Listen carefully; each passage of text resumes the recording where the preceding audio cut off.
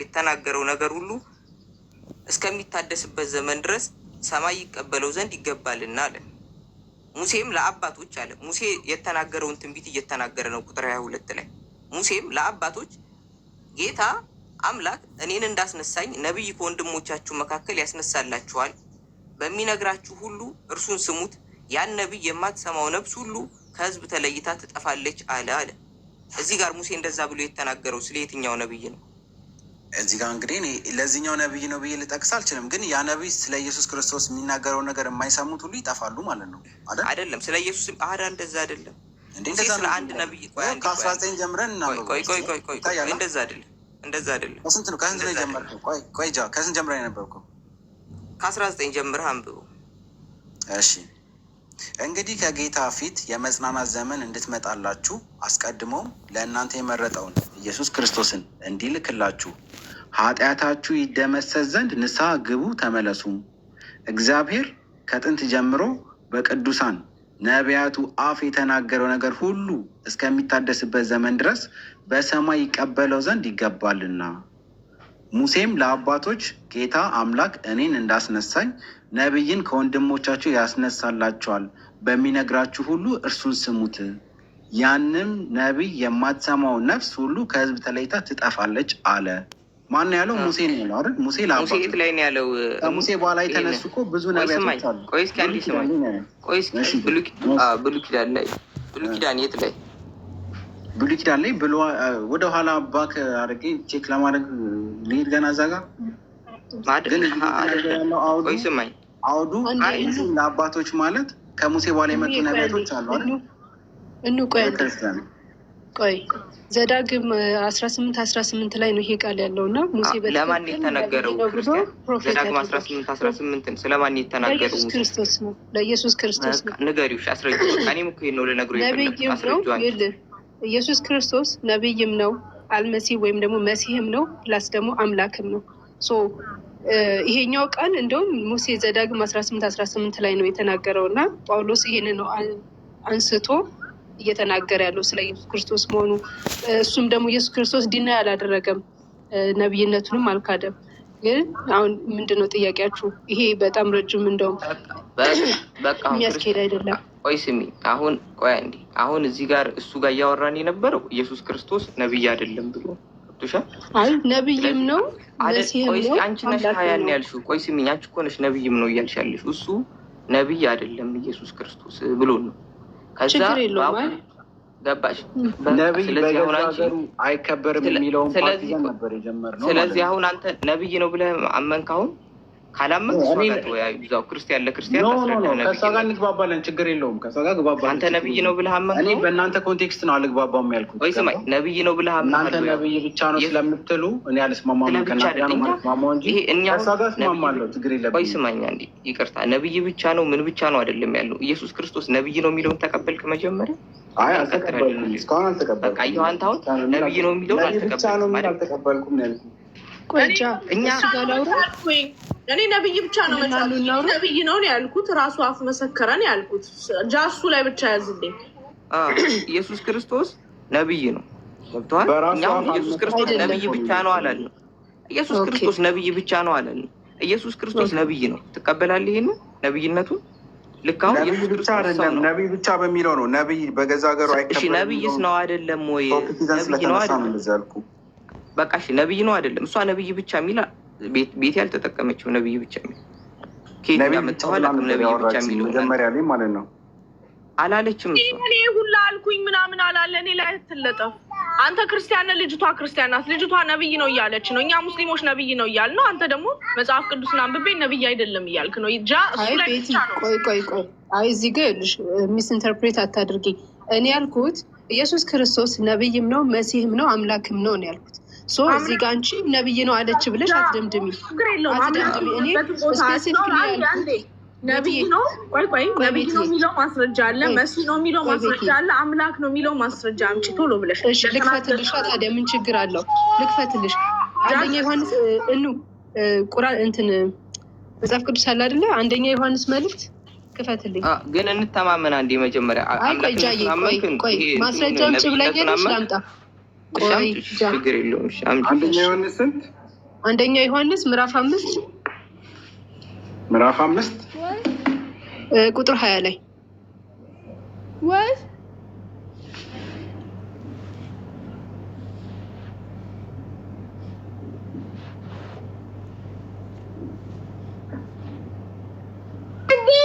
እኔ አይደንቀኝም። ያው የሆነውን እናውቅ ዘንድ ልቦና እንደሰጠን እናውቃለን። እውነተኛም በሆነው በእርሱ አለን፣ እርሱም ልጁ ኢየሱስ ክርስቶስ ነው።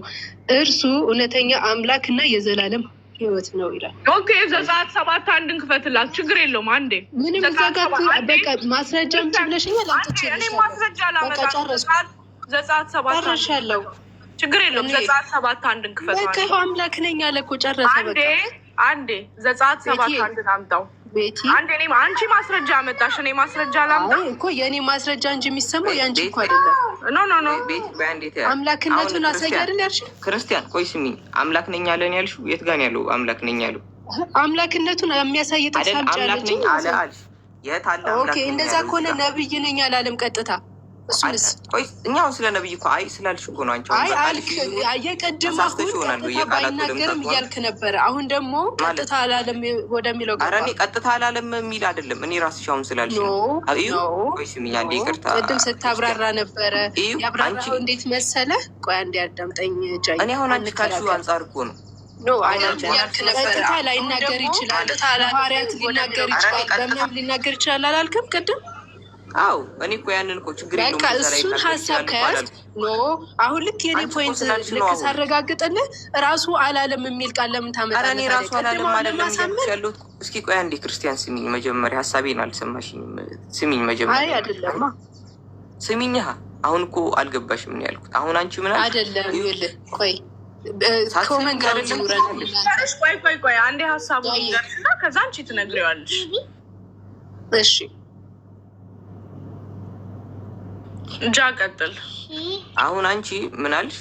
አይ እዚህ ጋር ኢየሱስ አለ አልሽ። እኔ ቃልሽን ያረምኩሽ ኢየሱስ አላለም ያልኩሽ እንጂ ሌሎችስ ቢሉ ተቀባይነት የለውም ወይ? ተቀባይነት አለው፣ ችግር የለብንም። ያ ሌሎች ሊባሉ ኢየሱስ አለ። አሁን ሰምቻለሁ። እኔን ደግሞ አዳምጠኝ። ጃ ያልከው ምን እንደው ታውቃለህ? ኢየሱስ ራሱ አላለም ነው ያልከኝ። እኔ ደግሞ በምን ያዝኩ? ቅድም ስታስረዳ የነብይነቱን ስታስረዳ አይ ቀጥታ እሱ ባይናገርም ሐዋርያቶች ነቢያቶች ምናምን ካሉ ኦፍኮርስ ያንን እንወስዳለን አልክ። ኦኬ እሺ ማስረጃ አምጪ ቤቲ፣ አምላክ መሆኑን ማስረጃ አምጪ አለችኝ። ከፈትኩኝ፣ አምላክነቱን አሳየው። ልክ እሱን ሳሳይ አይ ዘጸአት ጋር ብሎ ሩጫ አስፈላጊ አይደለም። ኢየሱስ ክርስቶስ አምላክነት ስለተናገረ አምላክ አሁን ኢኔሴንስ ምን እያልን ነው ነው አምላክ የምንናገርበት አምላክ ማለት ሁሉንም የሚገዛ ሁሉን ቻይ። ቆይ አንድ ክፈተው እንትኑን። አይ ክርስቲያን አንቺ ማስረጃ አቀረብሻ። ስለዚህ ኢየሱስ ብቻ ነው አምላክ የተባለው ወይስ ሙሴም አምላክ ተብሏል ነው ጥያቄ። ሁለት አምላክ ካለ እኔ ሙሴ ላምን ነው ማለት ነው። እሺ እውነተኛ አምላክ ነው ያለው። እውነተኛ አምላክ ማለት ከምንድን ነው? እዛው ጋር ምን ብሏል? ሙሴ ውሸተኛ አምላክ ነው ክርስቲያን? እስኪ አንዴ መልስ። ሰዎች ላይ አይደለም ቆይ ስሚ፣ ሙሴ ውሸተኛ አምላክ ማለት አድርጌ ሾሜሃለው አለው ማለት እዚህ ጋር አሁን ተሾሟል የሚላለ የሙሴ ሾሜሃለው የተባለው የጠየኩትን አንዴ መልሽልኝ። ቆይ አንዴ ይቅርታ ስለማውቅ እኮ ነው ጥያቄያችሁን አይደለም እኔ የጠየኩሽ ሳይሆን ሰሚም ለምንድን ነው የማትሰሚው? ክርስቲያን በጣም ሰማች ነው እያወራሁሽ ነው። እኔ የጠየኩሽ አያትግባ አኬሉስ እንደሚዩት ያርግ በሰራ ታወራለህ። እሺ ሰላም ነሽ ቤቲ? ደህና ነኝ። እንዴት ነህ?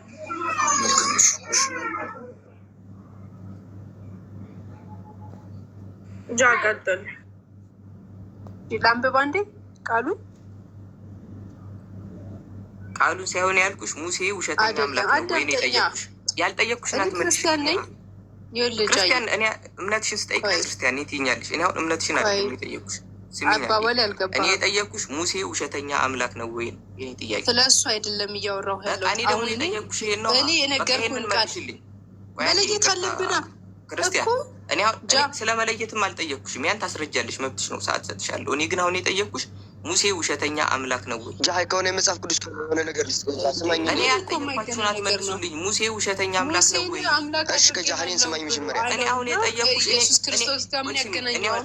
ሙሴ ተደርጓል አልተደረገም አይደለም። እኔ የጠየኩሽ ስሚ። ክርስቲያን ባል ጊዜ ሙሴ ተደርጓል። ቆይ አንዴ ዘበርጋ፣ ቆይ አንዴ ልጨርስ። እሷ ጋር ሙሴ ውሸተኛ አምላክ ነው ወይ? ይሄ ነው ጥያቄ። ይሄን መመለስ እኔ ከራሴ የመጀመሪያ ሳላስረዳ አንተን ጥያቄ አልመልስም። እሺ ቆይ አንዱ መጽሐፍ ቅዱስ ክፈትልኝ። ቃል በቃል ያለው ልናገርና ከዛ አስረድቼ ጠይቀኛል። እኔ ጠየኳችሁ ሙሴ ውሸተኛ አምላክ ነው ወይ ነው የኔ ጥያቄ። ይሄ መመለሳችን አትዝለል። እኔ እያልኩ ያለሁት ደግሞ ስማኝ፣ መጀመሪያ የራሴን ቃል ልጨርስ። እሺ ቆይ ስሚ፣ በቃሽ። የራስሽን ቃል ጨርሰሽ መጨረሻ ላይ ትነግሪኛለሽ። ሙሴ እውነተኛ አምላክ ውሸተኛ አምላክ ትነግሪኛለሽ። እነግርሃለሁ። በቃሽ። አሁን ልስማሽ። እሺ አመሰግናለሁ። የእግዚአብሔር ልጅ እንደመጣ እውነተኛም የሆነውን እናውቅ ዘንድ ልቦናን እንደሰጠን እናውቃለን። እዚህ ጋር አዳምጡ። እውነተኛም የሆነውን እናውቅ ዘንድ ልቦናን እንደሰጠን እናውቃለን። እውነተኛም በሆነው በእርሱ አለን፣ እርሱም ልጁ ኢየሱስ ክርስቶስ ነው።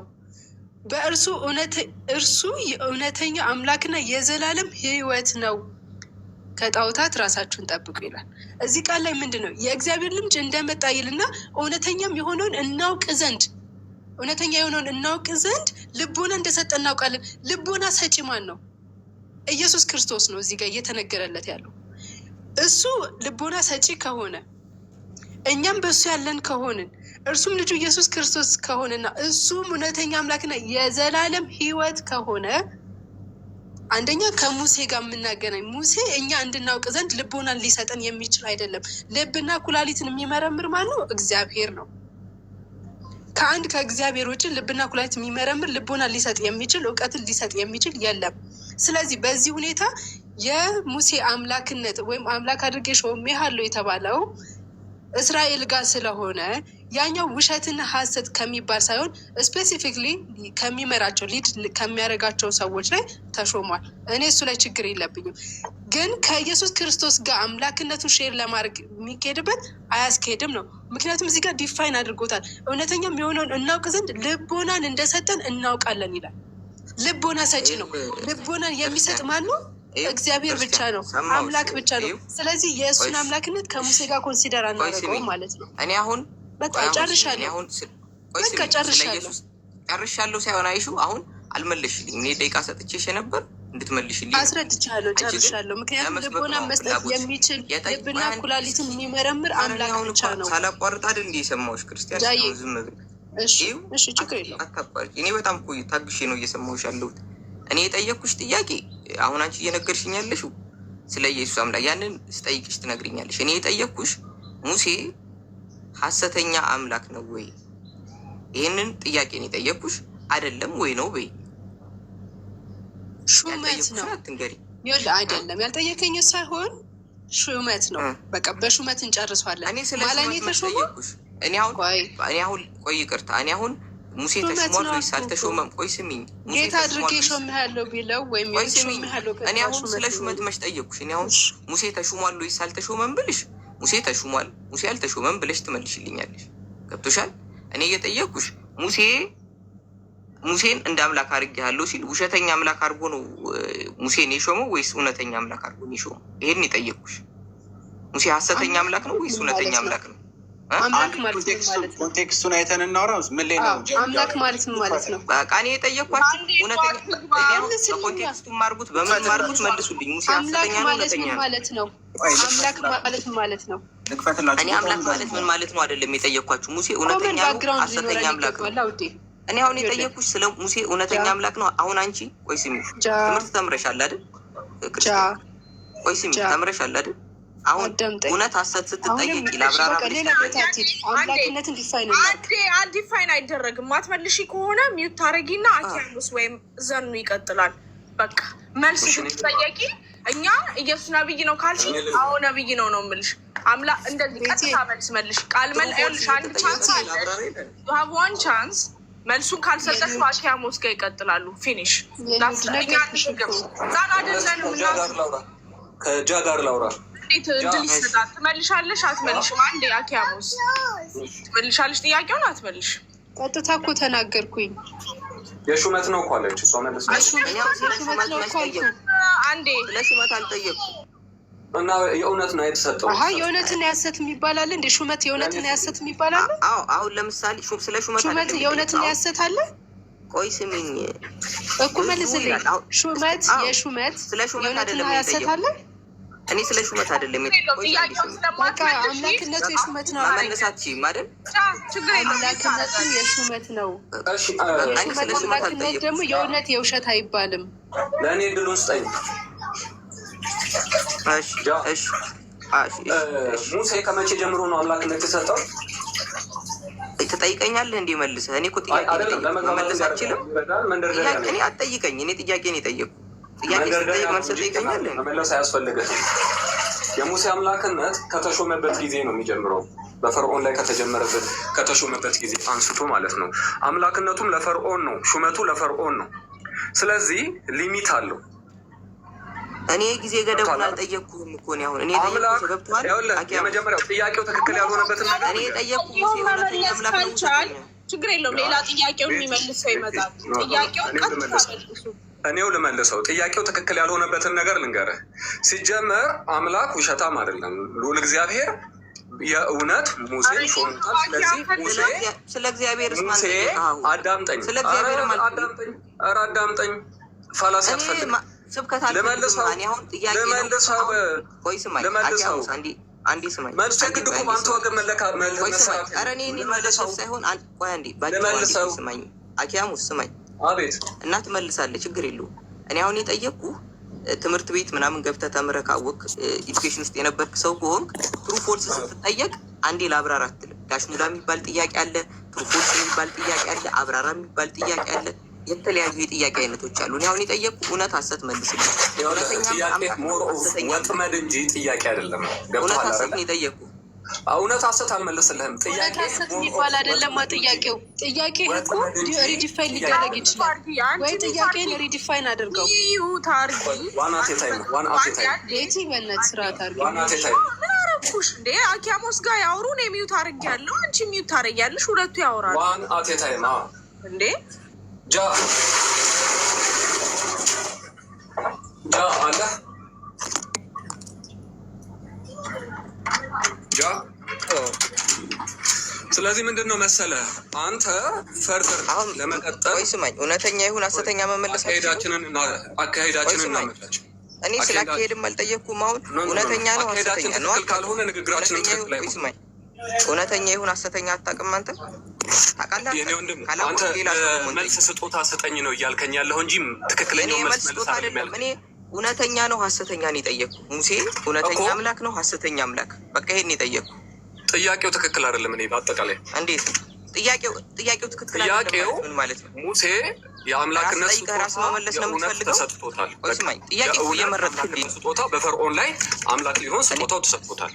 በቃ አሁን ስለዚህ እውነተኛ ነው። በቃ አኪያሙስ ራሴው ጠይቄ ራሴው ልመልስ ነው እያልክ ያለው። ጥያቄ ለእኔ እየመረጥክልኝ ነው። እንደዚህ ተብሎ አይጠየቅም። አንተ መጠየቅ እንደዚህ ነው። እንደዚህ ጠይቀህ እንደዚህ ልመልስልህ እያልክ ወጥመድ ነው። ጀኒን ጥያቄ አይደለም። እንዴ ምን አይነት ጥያቄ ነው የጠበቅከው? ሲጀመር እኮ እየጠየቅኩ እኮ ያለው ወጥመድ ይሄ እንትን ነው፣ ኢንተሮጌሽን ነው፣ ቴክኒክ ኢንተሮጌሽን ነው እንጂ ምን አይነት ጥያቄ ነው የጠበቅከው? ጥያቄ ሞር ኦፍ ኢንተሮጌሽን ነው እንጂ ጥያቄ አይደለም። ምንድነው? ምን አይነት ጥያቄ ነው የጠበቅከው አንተ? ምንም አይነት ይሁን ጥያቄ ማለት ነው። የሚሰጠው ሰው የሚመልሰውን መልስ የሚያስተናግድ አይነት ጥያቄ መጠየቅ አለብህ። ስለዚህ ብላክ ኦር ዋይት ወይም ትሩ ፎልስ ወይም ምርጫ ነው ጥያቄው ብለህ ማለት ነው ቅርጽ ካስያዝከው ራስህ መልሰው እዛው። እኔ ግን እዚህ ላይ ያሉ 251 ሰዎች በግልጽ የሚረዱትን አይነት መልስ ልመልስልህ እችላለሁ፣ አንተ ባትረዳው እንኳን ማለት ነው። ያግባባናል? ልመልሰው። ስለዚህ ክርስቲያኖች መልስ የላችሁም ማለት ነው አይደለም? ቤቲ ልመልሰው ወይ አልኩት። ይመልስልኝ እሱ ይንገረኝ። የተመለሰልሽ ነው። ልመልሰው እኛ ቆይ ችግር የለውም ወጥቷል። እኛ ሰበካ አንፈልግም። እኛ ሙስሊሞችን ጥያቄ ብትጠይቁና አይ ይሄ ጥያቄ ትራፕ ነው ብንል ሙስሊሞች መልስ የላቸውም እያላችሁ ትራፕ እኮ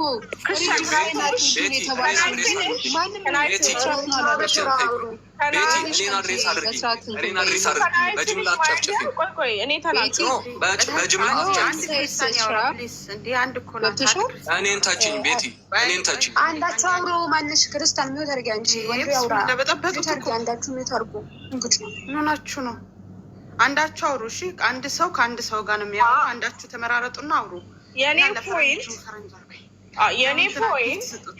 የኔ ፖይንት አሁን ለምሳሌ ነቢዩ ሙሐመድ ሰለላሁ ዐለይሂ ወሰለም ነብይ ነው ብትለኝ አሁን ነብይ ነው እልሃለሁ። አይ ነብይ አይነት አለው አልልህም። አላህ አንድ ነው ሁለት ነው ብትለኝ አላህ አንድ ነው ብዬ ያለ ጥርጥር እነግርሃለሁ። እናንተ ኢየሱስ ነብይ ነው ስትባሉ አሁን ነብይም ነው ቅቡ ነው አምላክ ነው እያልክ ያልተጠየቁ አንድ ዳሽ ሙላ ካለ 3 ዳሽ ሙላ ሀሳቤን ልጨርስ።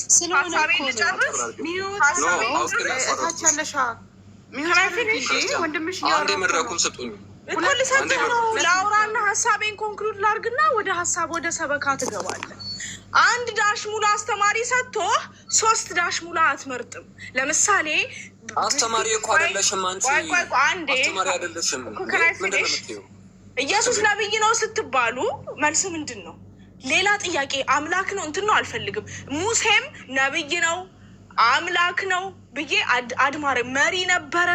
he was leading 600,000 people out of the wilderness። ስለዚህ እኔም ስለ ሙሴ ስጠይቀኝ እንትን ነው ብዬ አልነግርህም። ሙሴ ነብይ ነው የምልህ አሁን። ስለዚህ ኢየሱስ ነብይ ነው አይደለም according to the Bible። ጥያቄ ይሄ ነው። ወደ ጉዳዩ ከመግባቴ በፊት መጀመሪያ አካሄዳችንን እናስተካክል።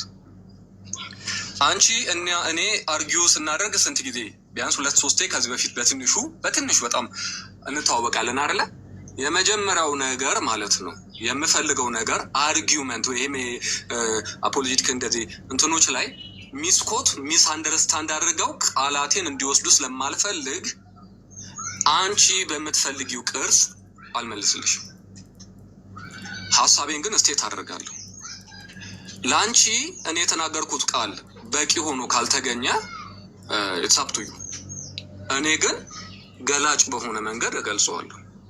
ስለዚህ ጥያቄውን ልመልሰው እዚህ ጋር ብዙ ሰዎች ስላሉ ማለት ነው። ሙሴ እውነተኛ አምላክ ነው አይደለም ወይ የሚለውም ማለት ነው ብላክ ኦር ዋይት የሚል መልስ ልመልስለት ስለማልችል ማለት ነው። ሙሴ እውነተኛ ነው፣ እውነተኛ አምላክ ስልጣኑ ሰጥቶታል። ስለዚህ እውነተኛ አምላክ ነው። ሙሴ የተሰጠው አምላክነት ግን በገደብ ነው። የሙሴ አምላክነት ከተሰጠው ጊዜ አንስቶ ይጀምራል። የሙሴ አምላክነት በፈርዖን ላይ ነው። በፈርዖን ላይ አምላክ አድርጌ ሾሜሃለሁ ነው የተባለው። ስለዚህ የሙሴ አምላክነት ፈርዖን ሲሞት ያበቃል ማለት ነው። ሙሴ ሲሞት የሙሴ አምላክነት ያበቃል ማለት ነው። አሁን ስለ ኢየሱስ ክርስቶስ አምላክነት ነው ጥያቄያችን። ወደዛ እንሂድ። ወንድ ልጅ ያመልካሉ የሚለው ማለት ነው። ስለመጣ ሲያወራ የነበረው ስለመጣ እሱ ያወራ አንድ ጊዜ አንድ የሚወጣበት መልካም ቀጥል። ስለዚህ አሁን የሙሴ አምላክነት እውነተኛ አምላክነት ነው፣ ምክንያቱም በአምላክ ስለተሰጠ። ግን ከኢየሱስ የሚለየው የእሱ የጊዜ ገደብ አለው አልክ። ለስንት ዓመት ነው የሙሴ?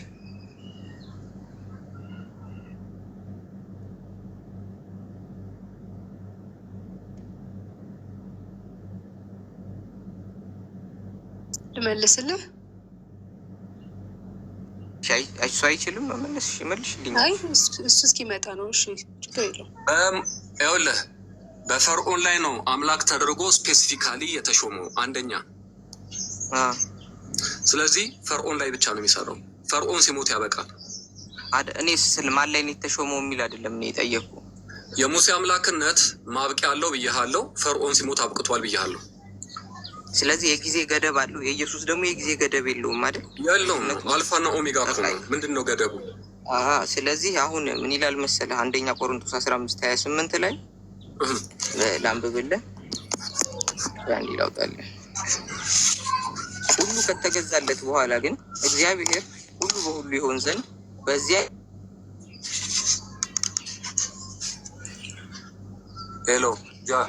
ጊዜ ልጁ ራሱ ለማን ይገዛል? ይገዛል። አቤት ጥቅሱን ክፈተው። ኧረ አይቋረጥም፣ ይሰማል። ሁሉን ላስገዛል ይገዛል አለ አንደኛ ቆሮንቶስ 15:28 ላይ። ስለዚህ ሰዎች ይዩት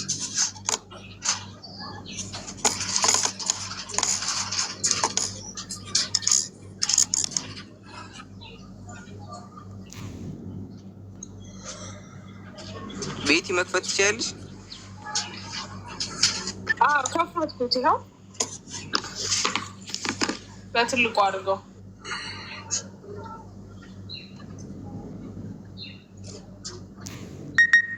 ከላይ አንስተህ ሙሉ ምዕራፉን አንብብልን። ይሄ አሁን ለምትለው ነገር ስለማይሆን ማለት ነው ጥቅሱ እዚህ ጋር የሚናገረው ሁሉ ከላይ አንስተህ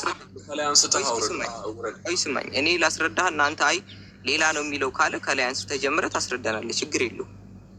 እዚህ ጋር እየተናገረ ያለው ከ27ም ካየው ሁሉ ከእግሩ በታች አስገዝቶለታልና አለ። ልክ እንደ ሙሴ ማለት ነው። ሙሴም አሁን ተገዝቶለት የለም። ልክ ሙሴ እንደተገዛለት ሁሉ ለኢየሱስም ሁሉን ነገር ከእግሩ በታች አስገዝቶለታልና አለ።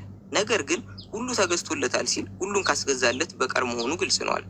ሁሉ ተገዝቶለታል ሲል ግን ከእግዚአብሔር ውጭ እንደሆነ ግልጽ ነው። እግዚአብሔርን አልገዛም። ሁሉ ከተገዛለት በኋላ ግን እግዚአብሔር ሁሉ በሁሉ ይሆን ዘንድ በዚያን ጊዜ ልጁ ራሱ ደግሞ ሁሉን ላስገዛለት ይገዛላል። በቃ ጊዜው ሲያልቅ ኢየሱስ ክርስቶስም ገዥነት ኤክስፓየር ዴት አለው። ልክ እንደ ሙሴ ማለት ነው። ሁሉ በሁሉ ይሆን ዘንድ በዚያን ጊዜ ልጁ ራሱ ደግሞ ሁሉን ላስገዛለት ይገዛላል። ገብቶሃል? ሁሉን ላስገዛለት ይገዛል። ልጁ በመጨረሻ ለአባቱ ይገዛል። ኤክስፓየር ዴቱ ሲደርስ የሱም ገዥነት። ከዚህ ውጭ አንተ አይ በአውድ ደረጃ ሌላ ትርጉም አለው ካልክ ሙሉን አውዱን አንብብና መጨረሻ ላይ 28 ላይ ማለት የፈለገው ይሄን ነው ብለህ ማብራራት ትችላለህ። ምዕራፉን ንገረኝ። ምዕራፍ ስንት ነው? አንደኛ ቆሮንቶስ 15 ነው። 15 ቁጥር ስንት ላይ ነው? በነገራችን ላይ ይሄ ምዕራፍ ማለት ነው ስለ ትንሣኤ ሙታን ነው በዋነኝነት የሚያወራው። ስለዚህ ከቁጥር ስንት ላይ ነው አሁን ያለው? የመጨረሻው መጠቅለያው ማለት ነው። ቁጥር ስንት ላይ ነው? ቁጥር 28 መጠቅለያው አይደለም። ቁጥር 28 አይ አይደለም። አይ 58 ቁጥር ነው ያለው። ማረፊያ ለማለት ቁጥር ነው ያለው። አይ እናንተ 28ን አስረዳን። ምን ለማለት ነው 28 ላይ የሚለው? ስለዚህ ትንሽ ትታገሰኛለህ። የመጀመሪያው ነገር ምንድን ነው መሰለህ? ከላይ ከቁጥር 12 አንስቶ ሲያወራ የሚያወራው ስለ ሞት ነው። ስለ ትንሣኤ ሙታንና ስለ ሞት ነው። ስለዚህ ቁጥር 22 ላይ በአዳም እንደምንሞት በክርስቶስ እንደምንነሳ ይነገራል። ስለዚህ ነገር ግን እያንዳንዱ በራሱ ተራ ይሆናል ይላል። በኋላ መንግስቱን ለእግዚአብሔር ለአባቱ አሳልፎ በሰለጠ ጊዜ አለቅነትና ሁሉ ስልጣን ኃይልን በሻረ ጊዜ ፍጻሜ ይሆናል ይላል። ጠላቶቹን ሁሉ ከእግሩ በታች እስኪያደርግ ድረስ ሊነግስ ይገባዋል ይላል። ክርስቶስ ማንን ከእግሩ በታች እስኪያደርግ ድረስ? ጠላቶቹን ሁሉ ከእግሩ በታች እስኪያደርግ ድረስ ሊነግስ ይገባዋል ይልና የኋለኛው ጠላት የሚሻረው ሞት ነው ይላል። ቁጥር 26 ላይ ስለማማውራት ይጀምራል። ሙሉ ለሙሉ ስለ ሞት ማውራት ይጀምራል። ቁጥር 26 ላይ የምታነቡ ሰዎች ቁጥር 26ን አጽንኦት ሰጥታችሁ አንብቡት። የኋለኛው ጠላት የሚሻረው ሞት ነው ብሎ ስለ ሞት ማውራት ይጀምራል። ሁሉን ከእግሩ በታች አስገዝቷል እና ማን? ሞት። የኋለኛው ጠላት የሚሻረው ሞት ሁሉን ከእግሩ በታች አስገዝቷልና እሱ ነው የመጨረሻው ጠላት የሚሻረው። ነገር ግን ሁሉ ተገዝቷል ሲል ሁሉን ካስገዛለት በቀር መሆኑ ግልጽ ነው ይላል። እንግዲህ ለሞት ሁሉ ተገዝቷል ሲል ሁሉን ያስገዛለትን አካል ሳይጨምር ማለት ነው። ሁሉ ከተገዛለት በኋላ ግን ለሞት ሁሉ ከተገዛለት በኋላ ግን እግዚአብሔር ሁሉ በሁሉ ይሆን ዘንድ በዚያን ጊዜ ልጁ ራሱ ደግሞ ሁሉን ላስገዛለት ይገዛል ይላል። ልጁ ደግሞ ሁሉ እንዲገዛለት ለተደረገው ለሞት ይገዛል ይላል። ገብቶሃል አይደለ? ስለዚህ ይሄ የመጀመሪያው ማለት ነው። እንደዚህ ጋር ቁጥር 26ን ክፈትና ከዛ አንስቶ እንነጋገር። ስለዚህ አሁን አንተ እዚህ ጋር እያልክ ያለው ቁጥር አንደኛ ይሄ ስለሞት ነው። ከ26 አንስቶ እስከ 28 ስለሞት ነው እንጂ ስለ ክርስቶስ አይደለም። ስለዚህ አሁን እስኪ ስማኝ። አሁን ኢየሱስ ክርስቶስ ሁሉ ነገር ተገዝቶለታል አይደል? ስለዚህ አሁን አንተ እያልከኝ ያለው የሞት አባት ቆይ፣ ኧረ አታቋርጪኝ። እኔ ልጨርስ እሱ ጋር እየሰማሁ ለሚያወራው እኮ አስረዳ። አንቺንም ከሰማሁ እሱንም ከሰማሁ ሁላችንም ከሰማሁ እኮ እኔ ላላወራ እኮ ነው። እንዳጠቃላይ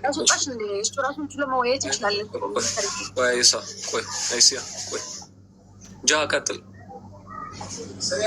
እዚህ ጋር አሁን እያለ ያለው ቁጥር 28 ላይ ካየው እግዚአብሔር ሁሉ በሁሉ ይሆን ዘንድ በዚያን ጊዜ ልጁ ራሱ ደግሞ ሁሉን ላስገዛለት ይገዛል አለ። ሁሉን ላስገዛለት እያለ ነው። ኢየሱስ ክርስቶስ ሁሉን እንዲገዛ ያደረገው ወይም ሁሉን ያስገዛለት ሞት ነው። ለኢየሱስ ክርስቶስ ላስገዛለት ያደረገው ሞት ነው። ኃይል የሰጠው ሞት ነው። ላስገዛለት ሁሉን ላስገዛለት ይገዛል የሚለው ማለት ነው። ለሞት ይገዛል እዚህ ላይ የሚለው ይሞታል። ሁሉን ያስገዛለት ሞት ነው ወይ ነው? እኔ የጠየኩን ጥያቄ የመጀመሪያው ነገር ኢየሱስ ክርስቶስ መጀመሪያ ማለት ነው ሁሉን ማለት ነው ገዢ ሁሉን የሚገዛ ጌታ አምላክ ነው። ዮሐንስ ራእይ ምዕራፍ 1 ቁጥር 8 ላይ ማየት ትችላለህ። እኔ ያን መች ጠየቅኩ? ተሰጥቶት ግን አይደለም። አዳምጠኝ። እንደ ሙሴ ተሰጥቶት ግን አይደለም፣ በባህሪው ነው።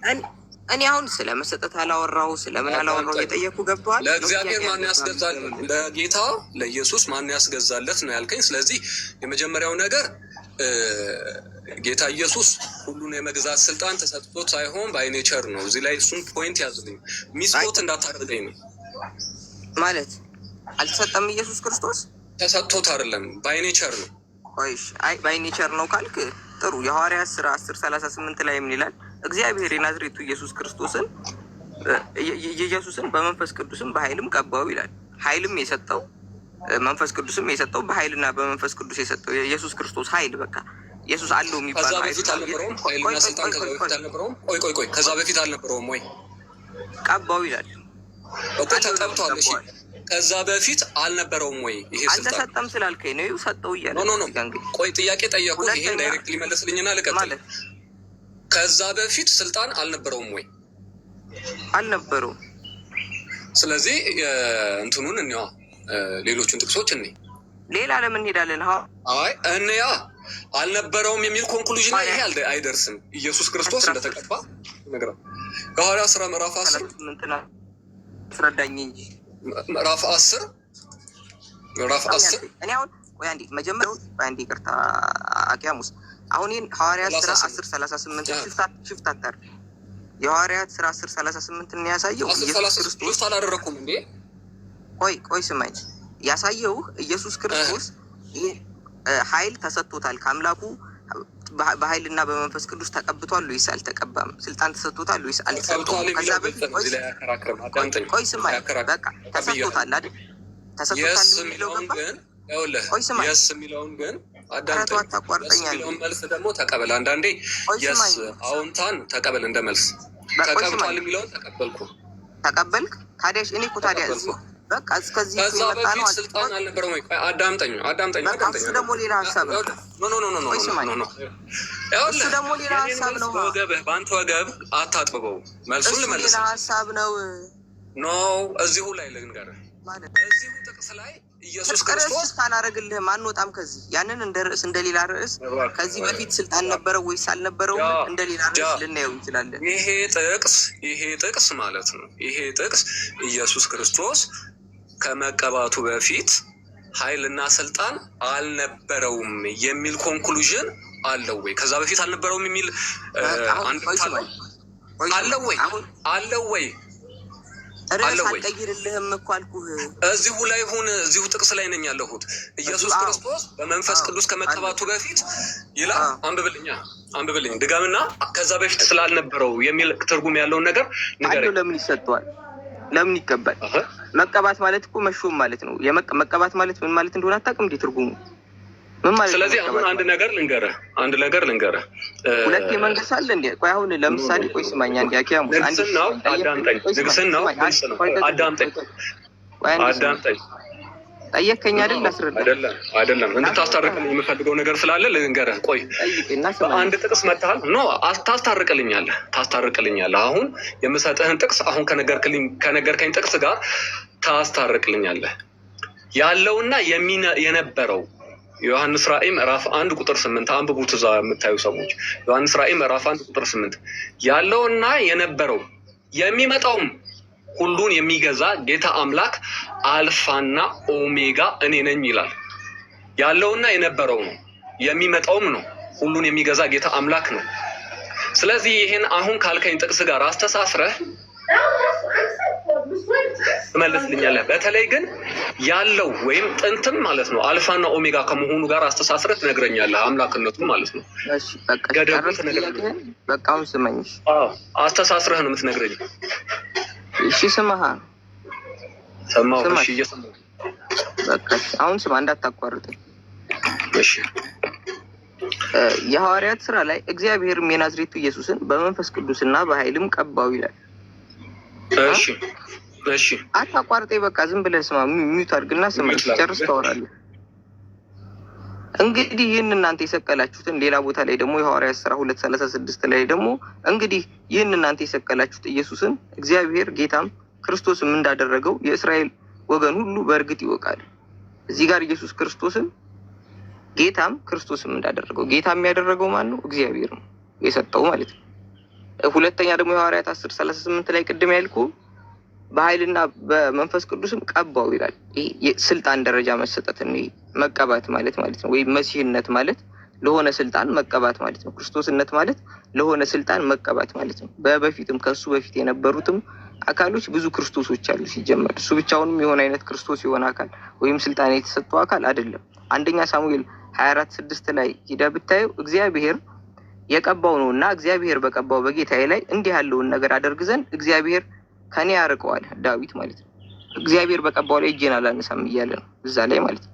እዛ ጋር የቀባው የሚለውን ሂደህ ብታየው በመሲሁ ላይ ነው የሚለው፣ ወይም በግሪከኛው የቀባው የሚለው መሲህ ነው የሚለው። ገብቶሃል? ስለዚህ ሳኦልም መሲህ ነበር በሰዓቱ ስለተቀባ ማለት ነው፣ ወይም ስልጣን ስለተሰጠው።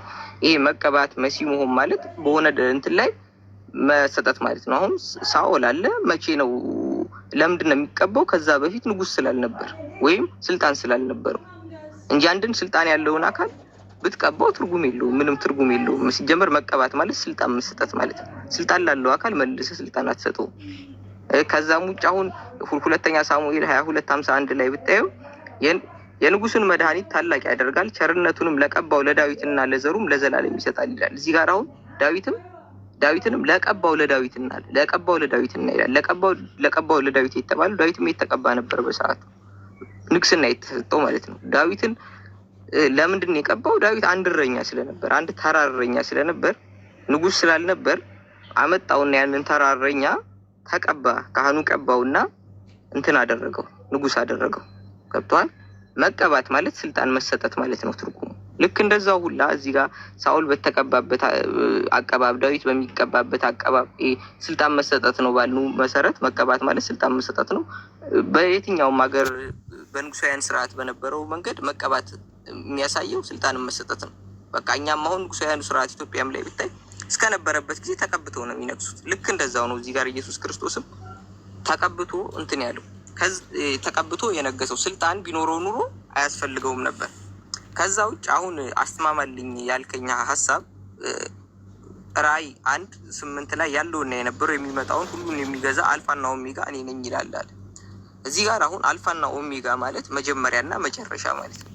ይሄ መጀመሪያና መጨረሻ ማለት ወይም ደግሞ ዘላለማዊ ከሆነ ፖይንት ከመጀመሪያ እስከ መጨረሻ ምንም የሆነ በመሀል ያልተቋረጠ አንስቶፔብል የሆነ ላይፍ ያለው ማለት ነው።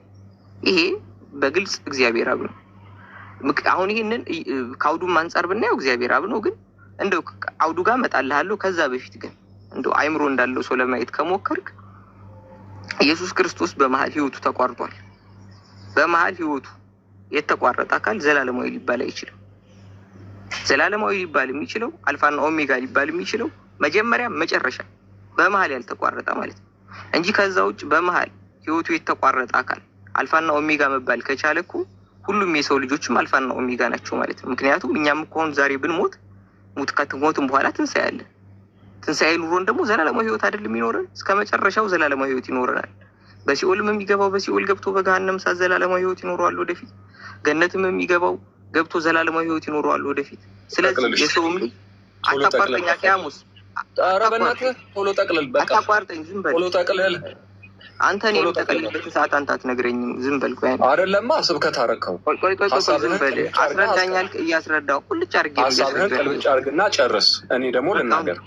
እኔ አላቋረጥኩም። ስታወራ አሁን ዝም ብለህ ስማኝ። ስለዚህ አሁን የሰው ልጅም ዘላለማዊ ወይም አልፋና ኦሜጋ ነው ልንል ነው ማለት ነው። ምክንያቱም የሰው ልጅም አሁን ላይ እየኖረ ነው። እየኖረ ነው። ከዛ በኋላ በመሀል ይሞትና ከዛ በኋላ ተቋርጦ ማለት ነው ህይወቱ። በሞት ከተቋረጠ በኋላ የሰው ልጅ በሞት ህይወቱ ሲቋረጥ ነፍሱ ግን ትቋረጣለች እንዳትቋረጥ። ግን ያው ዞሮ ዞሮ ከዛ በኋላም በመንግስተ ሰማያት ህይወቱ ይቀጥላል። ስለዚህ ይህንን በመንግስተ ሰማያት ወይም በሲኦል ህይወቱ ይቀጥላል አንድ ሰው። ስለዚህ ህይወቱ ቀጥሎ ዘላለማዊ ስለሚሆን በመሀል ህይወቱ የተቋረጠንም ሰው አልፋና ኦሜጋ ልንለው ነው ማለት ነው። ግን አልፋና በአንተ ኮንክሉዥን ከመጣ ማለት ነው። ግን በእንትን ግን እንደ እውነታው ካየን ግን አንድ አካል አልፋና ኦሜጋ ለመባል ህይወቱ የተቋረጠ አካል መሆን ህይወቱ የተቋረጠ አካል አልፋና ኦሜጋ መሆን አይችልም። ግልጽ ነው።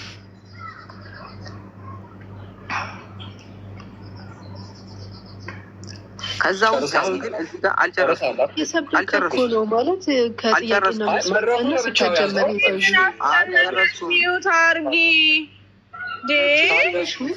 እናንተ ስትሰብኩ ቀኑ ሙሉ ሰማ የለ እንዴ? ሚዩት አድርጊ በቃ። ቶሎ ጠቅልል በይ እሱንም። እሺ አኪያሙስ አሁንና ሁለተኛ ያነሳው ሀሳብ አሁን እዚህ ጋር 8 ላይ ያለውና የነበረው የሚመጣው ሁሉን የሚገዛ ጌታ አምላክ አልፋና ኦሜጋ ነኝ ይላል የሚለውን ነው። እዛ ጋር የተባለው አብ ነው። ያንን ቁጥር 4 ራዕይ 1 4 እና 5 ላይ ማየት ይችላል። ዮሐንስ በእስያ ላሉት ለሰባቱ አብያተ ክርስቲያናት አለ አንድ አካል ናቸው ሰባቱ አብያተ ክርስቲያናት ድርብ ሰረዝ አረገና ካለውና ከነበረው ከሚመጣውም አለ በዙፋኑ ፊት ካለውና ከነበረው ከሚመጣውም አለ። ከዛ ነጠላ ሰረዝ አረገ። ሁለተኛ አካል አንደኛ ለሰባቱ አብያተ ክርስቲያናት፣ ሁለተኛ ካለውና ከነበረው ከሚመጣውም፣ ሁለተኛ አካል ደግሞ ያለውና የነበረው የሚመጣውም ነው። ሶስተኛ አካል በዙፋኑም ፊት ካሉት ከሰባቱ መናፍስት አለ። ሶስተኛ አካል በዚህ በሰባቱ መናፍስት ናቸው በዙፋኑ ፊት ለፊት ያሉት። አራተኛ አካል ደግሞ ምን አለ? ከታመነው ምስክር ከሙታንም በኩር የምድር ነገስታትም ገዥ ከሆነው ከኢየሱስ ክርስቶስ ጸጋና ሰላም ለእናንተ ይሆናል። እዚህ ጋር 4 አካሎች ጠቅሷል። ቁጥር 4 እና 5 ላይ አንደኛ መጀመሪያ የጠቀሰው አካል ማን ነው? ካለውና ያለውና የነበረው የሚመጣው እዚህ ጋር የተጠቀሰው አለ አንድ አካል። ሁለተኛ በዙፋኑ ፊት ካሉት ከሰባቱ መናፍስት፣ ሁለተኛ አካል ከታመነው ምስክር ከሙታንም በኩር የምድር ነገስታት ገዥ ከሆነው ከኢየሱስ ክርስቶስ ይላል። እዚህ ጋር የተጠቀሱ ብዙ አካሎች አሉ። ገብቷል? እዚህ ጋር ኢየሱስ ክርስቶስ ማን ተብሎ ነው የተጠቀሰው? እዚሁ አውድ ላይ የሰጠው ስም ለኢየሱስ ማን ነው? ከታመነው ምስክር ከሙታንም በኩር የምድርም ነገስታት ገዥ ከሆነው ከኢየሱስ ክርስቶስ ጸጋና ሰላም ለእናንተ ይሁን ስለሚል እዚህ ጋር የተጠቀሰው ከታመነው ምስክርና የሙታን በኩር ተብሎ ነው ኢየሱስ ክርስቶስ የተጠቀሰው። አብስ ምን ተብሎ ነው የተጠቀሰው? እዚሁ ላይ ያለውና የነበረው የሚመጣውም ተብሎ ነው የተጠቀሰው እዚህ ጋር እንትና ማለት ነው አብ። ስለዚህ እዚህ ቁጥር 8 ላይ ያለውና የነበረው የሚመጣውም ሁሉንም የሚገዛ ጌታ አምላክ አልፋና ኦሜጋ እኔ ነኝ ይላል የተባለው ማን ነው? አብ ነው ማለት ነው። ልቀጥል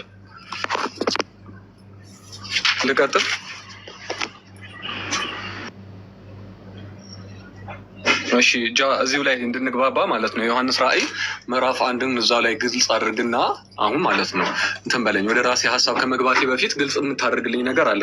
ከላይ አንስቶ ትወርድልኛለህ ማለት ለመግባባት እንዲያመች ብቻ ማለት ነው። መመለስ አያስፈልግም፣ ግዴታ አይደለም። የመጀመሪያው ነገር ማለት ነው ዮሐንስ ራዕይ ምዕራፍ 1ን በምታዩበት ጊዜ ማለት ነው ከላይ ያለውና የሚኖረው ምናምን ብሎ የጻፈው ቁጥር 4 ላይ ማለት ነው ካለውና ከነበረው ከሚመጣው ብሎ የገለጸው ለአብን ስለሆነ አሁን አንተ እንዳልከው እኔም ያስማማኛል፣ አንተ ያልከው ያስማማኛል። በዙፋኑም ካሉ 7 መናፍስት ተብሎ የተገለጹት አካላት መጀመሪያ ላይ እስከ ቁጥር 6 ድረስ እስከ ቁጥር 5 ድረስ ያለው ያስማማኛል፣ ግልጽ ነው። ለአብ ካለውና ከነበረው ከሚመጣው ተብሎ የሚለው ስም ለአብ ሰጥቶታል የሚለው ያስማማኛል። ስለዚህ ምንድነው ከታመነው ምንድነው ምድር ከሙታንም በኩር ምናምን የሚለው ድረስ ማለት ነው። ይሄ ሰላምታ ነው። አሜን እስከሚል እስከ ቁጥር 6 ድረስ ሰላምታ ነው። ስለዚህ እዚህ ላይ አብን ያለው የነበረው የሚመጣው ብሎ ገልጾታል። እዚህ ላይ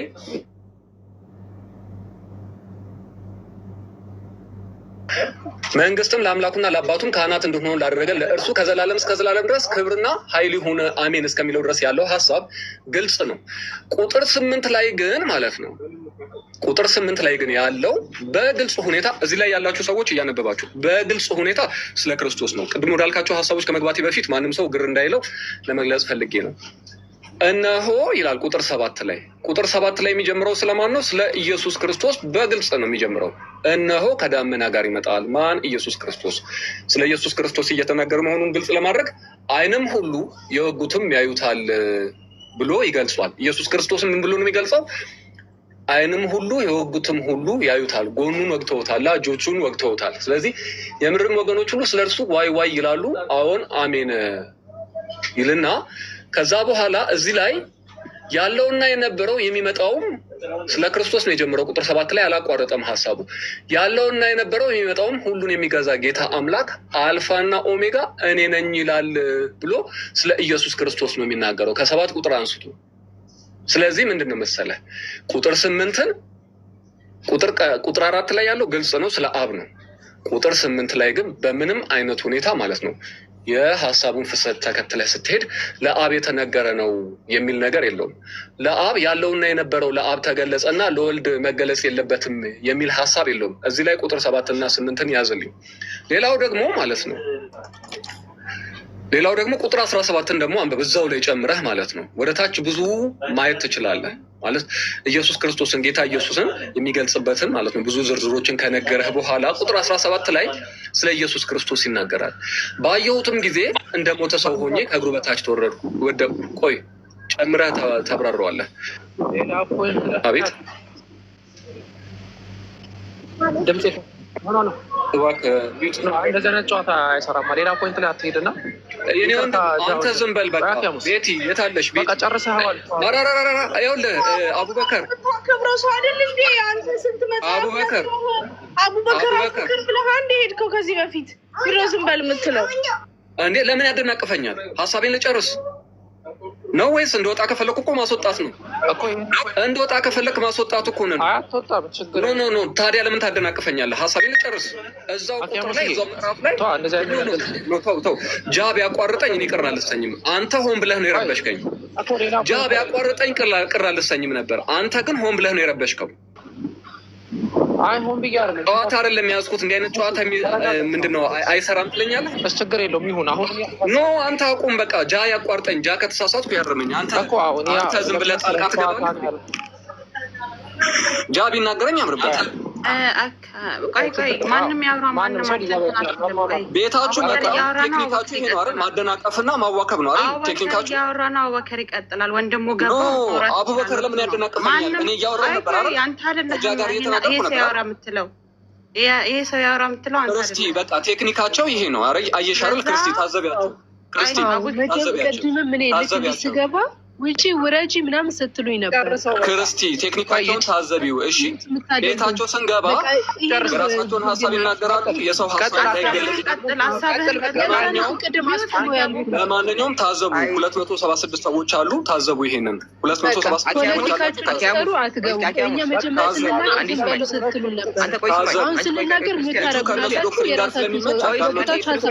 እኔን ግን ወዲያው አደናቀፉኝ። ስለዚህ እነሱ ካልተመቻቸው ያደናቀፉ ሀሳቡን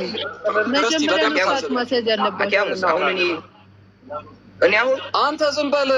ቤቲ ትናገረኝ። ቤቲ ትናገረኝ። ዝም በል እንዳትል።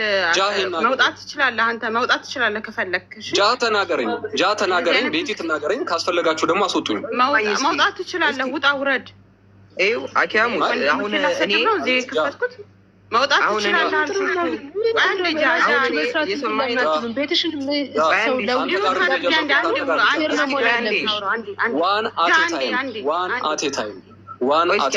መውጣት ትችላለህ። ጃ ካልክ ማለት ነው። የቤት ታውራ ሌላ ሳያወራ ካልክ መውጣት ትችላለህ። ስማኝ አኪያሙስ እስኪ አንዴ ዝም በል። አሁን እኔ ውይይት ሲጀምር መጀመሪያ ክርስቲያን ጋር ጀመርኩ አይደል? ከክርስቲያን በፊትም ደግሞ ሌላ ክርስቲያን ነበር። ከዛ በኋላ አንተ ተቀበልካት። እኔ እንኳን 3 ክርስቲያን ጋር ነው ያወራሁት። መርጫለሁ እንዴ አንተ ጋር ላውራ? አታዋኩኝ፣ አታደናቅፉኝ። ሀሳቤን ልጨርስ። ሀሳብህን ጨርስ። ስማኝ አንዴ አኪያሙስ፣ ሀሳብህን ጨረስ። እኩል ስታወሩ እስኪ አልጨረስኩም። እኩል ስታወሩ እኩል አታወሩ እያልኳችሁ ነበር። ከዛ ውጭ ግን እሷን ተቀየረች። ከዛ በኋላ አዳምጠንሃል። ለምንድን ነው የእሱ ሲሆን ሌላ ሰው ማስገባት የፈለጋችሁ? እንዲህ አይነት ቴክኒክ አያስኬድም። ዞሮ ዞሮ ቤታችሁ ስመጣ አታዋክቡን። እኔ 3-4 ኮንሰፕቶችን አንስቶ አንዷን ኮንሰፕት ሳልጨርስ የጀመርከውን ጨርስ እኮ ነው የተባልከው። እሱ እኮ አቡከር ምንድን ነው ያለ? የጀመርከውን ጨርስ ዘላ 17 ጨዋታ አይሰራም እኮ ነው ያለኝ እሱ። መጀመሪያ 4 እና የተጫወትክ ስለሆነ እኮ ነው እንደዚህ ያለ። የተጫወትክ ጨዋታ ነው። አዎ ምክንያቱም በውይይት መርህ በስነ ስርዓት ያዝከውን ነገር ሳትጨርስ ነው እየሄድክ ያለው። አይደለም ሌላ ምዕራፍ ላይ ታስቆም የሚገባህ አንተ ነህ እያዋራኸኝ የነበርከው። ስለዚህ ያው ነው ማለት እሱ ነኝ የማዋከቢያ ቴክኒክ ነው። አይደለም እዚህ ላይ ነገሩ ዮሐንስ ላይ አንቺ እኮ አልተናገረም። ድረስ ለታጊ አንቺ ቆይ ወይ በሴት ወንድ ላይ ለምንድን ነው የምትናገሪው? እስካሁን ጸጥ ብለሽ የለ እንዴ? እሺ ቋ እሱ ያወራል ቃላትሽን መጥኝ በቃ ካለች ማለት ትችላለህ። ኦኬ አኪያሙስ ቆይ ጃ ምናምን አትሰጥ። አሁን እዚህ ጋር የነሳባት አንድ ሰው ጋር ዋናቴ ታይም በቃ ዋናቴ ታይም 10 ሰው ጋር አልችልም። ገና 20 አንድ ሰው ነኝ 20 ጥሩ ነው። ጀግና ነህ አንተ። ልክ 20 ነው። ልክ 20-30 ነው። ኦኬ ችግር የለም። ጀግንነትም ኖ ከጃ ጋር በትክክል እየተግባባን ነበረ። ቤትህ እመጣልሃለሁ። ጃ የአንተ ቤት እመጣለሁ። ለእኛም ቤት እመጣለሁ። 297 ሰው አለ። አኪያሙስ አንዴ ይኸውልሽ ክርስቶስ ታዘቢው አይደለም። አንተ እኮ ከእሱ ጋር እኮ ፎር ኦቨር አን አወር አውርታችሁ ታውቃላችሁ። በጣም ተደንቀህበት ከአቡበከር ጋር እንዴ። ይኸውልሽ አሁን እኮ የአቡበከር ጉዳይ እኮ አይደለም። አንደኛ አኪያሙስ ማለት ነው ከዮሐንስ ራእይ ሌላ ወንጌል ላይ አልሄደም። እዛው ላይ ነው ያለው። ከቁጥር 8 እስከ 18 ድረስ ለኢየሱስ ክርስቶስ ነው የሚናገረው ብሎ 18 ላይ ልክ መናገር ሲጀምር አቡበከር ገባና እዛ ጋር አትሂድ አለው። ለምንድን ነው አትሂድ የሚለው? ከዮሐንስ ራእይ ወጥቶ ሀሳቡ ሌላ ቢያወራ ኦፍኮርስ ልክ ነው ቢያስቆመው። ግን እሱ ቀጥታ እየተናገረ ያለው ዮሐንስ ራእይ ላይ ያለውን ሀሳብ 8 ላይ የተነሳው እስከ 18 ድረስ ይገልጻል። 18 ላይ ደግሞ ብሎ ልክ ያብራራ ሲል አቡበከር የትም አትሄድም አለው። ምክንያቱም የትም አልሄድም ይሄ ልጅ እዛው ላይ ነው እያስረዳ ያለው። ስለዚህ አቡበከር አቁም። አኪያሙስ ቆይ ችግር የለውም። ጥቀስና ዮሐንስ ራእይ ምዕራፍ 1 ቁጥር 17ን ጥቀስና ፊተኛና ኋለኛ ነው እንደፈለግ ከበርና የተጫወትከው አንተ ዝም ብለህ በቃ ፋውል የተጫወትከው ጃ ያስቆመኝ ከተሳሳትኩኝ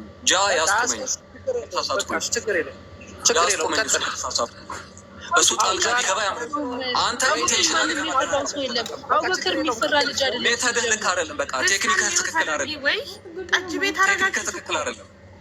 አንዴ ወገናችን አቡበከር ሊያወራ ይፈልጋል። የፈለግከው ጥቅስ ጥቀስና ከዛም በኋላ እንቀጥል ብለሃል። ከጃ ጋር ርዕስ ጀምረናል። ያን ርዕስ ላዚም አታወራም። እንደውም አታወራም። ይቅርብኝ። ቤት አታወራም።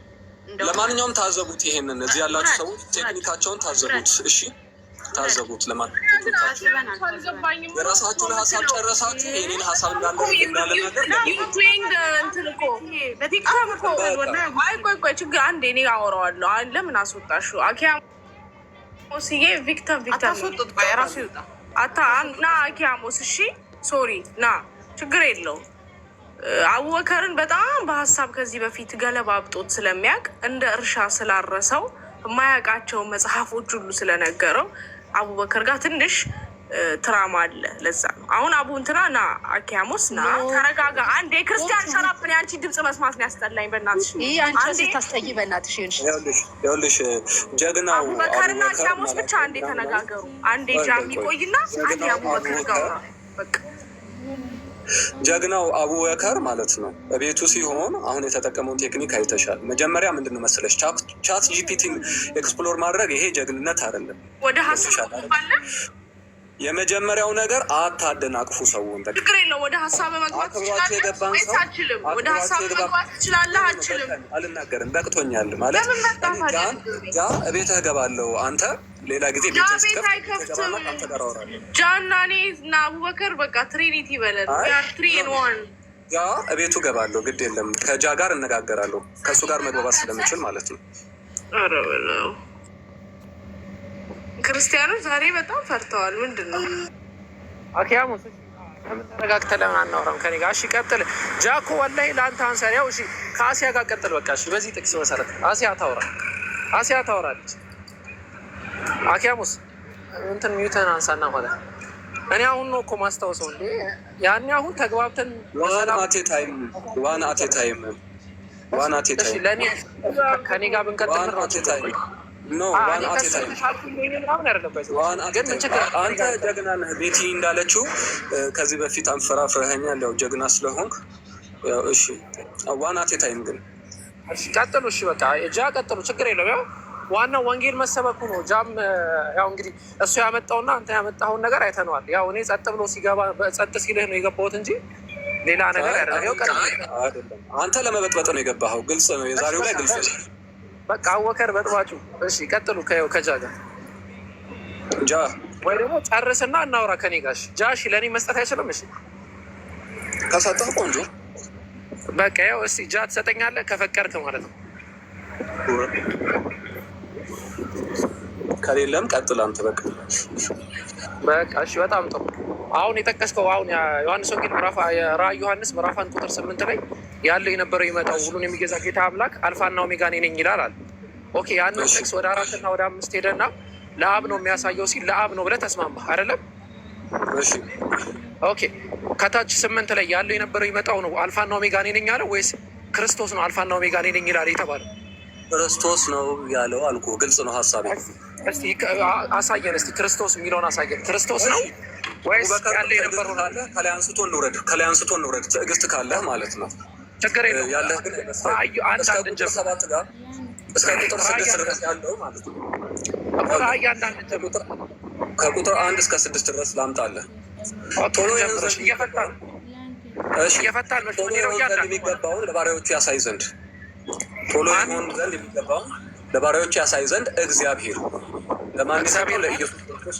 እግዚአብሔር ማለት አብ ለማለት ነው። ግልጽ ነው። ኦኬ የራእዩ ባለቤት ማን ነው? እኔ ላንብብ እየፈታን ነው እንድንሄድ ችግር የለውም። የራእዩ ባለቤት ማን ነው? ቆይ ይኸውልህ ቁጥሩን ጨርስ አንተ ትተረጉመዋለህ። የመጽሐፉ ባለቤት አንተ ነህ ብዬ ነው እኔ ልተርጉመው ወይስ አንተ ትተረጉመዋለህ? ኢንተርጌሽን ነው የተጠቀምክ ያለው። ኖ ዛትስ ኖት ኢንተግሬሽን ብሮ። ምን ታደርጋለህ መሰለህ? ምን ታደርጋለህ መሰለህ? ትዕግስት እንደሌለህ እኮ አውቄያለሁ። ኢንቴንሽናሊ ኢንተራፕት እንደምታደርገኝም አውቄያለሁ። ኦኬ ሀሳቡ ላይ ብቻ ለአንብበው ቶሎ ይሆን ዘንድ የሚገባውን ቆይ እኮ የፈታነው ሊሄድ ነው። ገብቶሃል አይደል? ልፍታው ካልተስማማ ሀሳብን ታስገባለህ። ቁጥር 1 እና ቁጥር 2 እኔ ልናገርና ካስማማህ ትቀጥላለህ።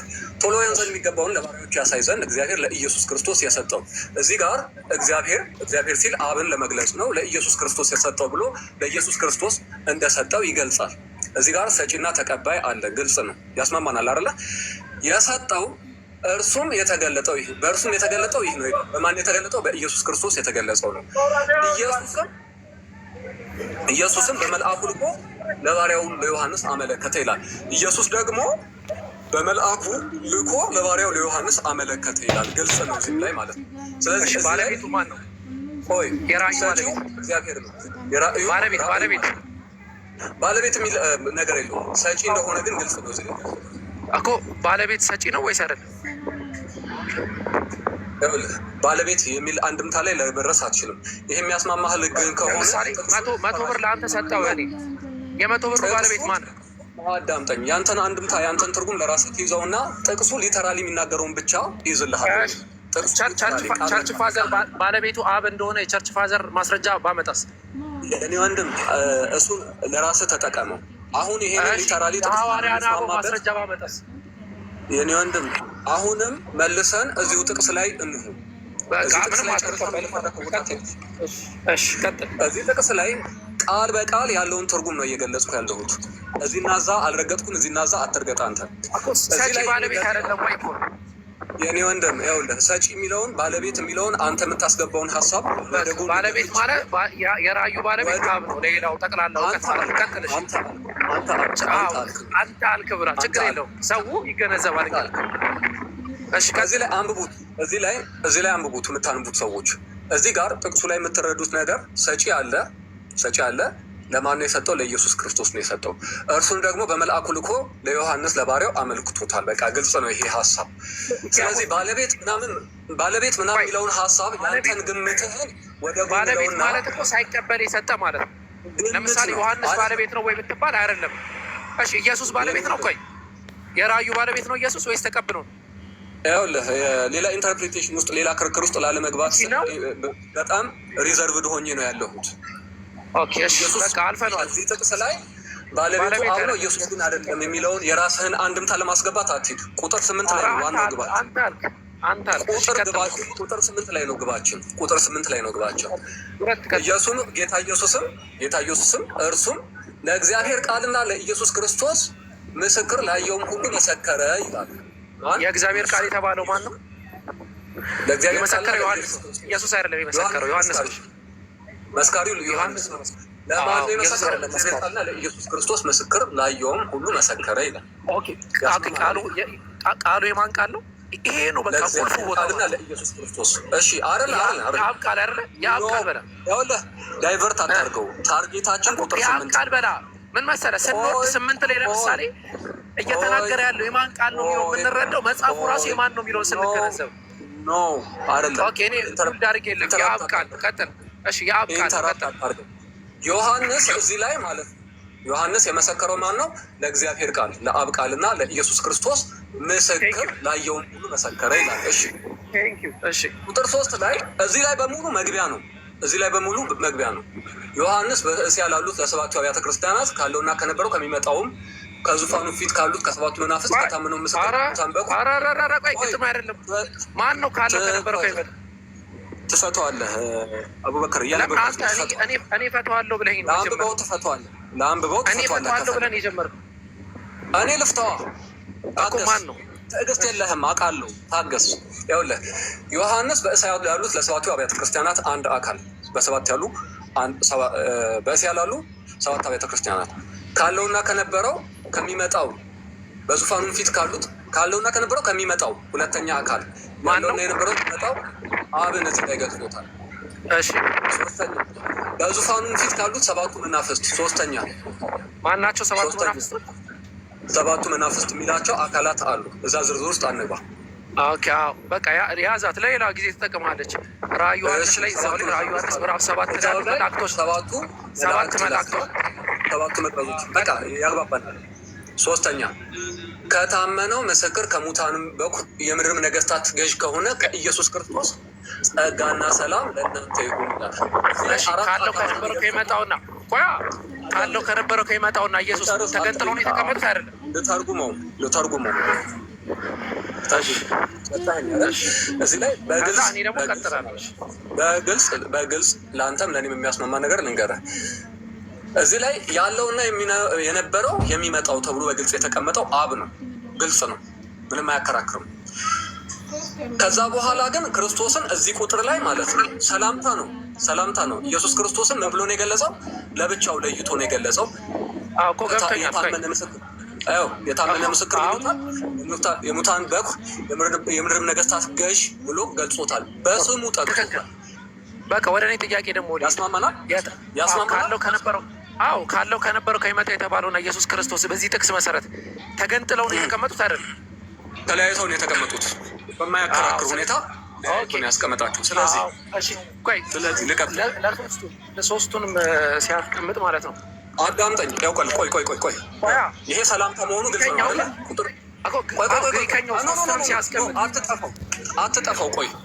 አትጠፋው። ይሄ መስመር ምንድን ነው? ሰላምታ ነው አይደል?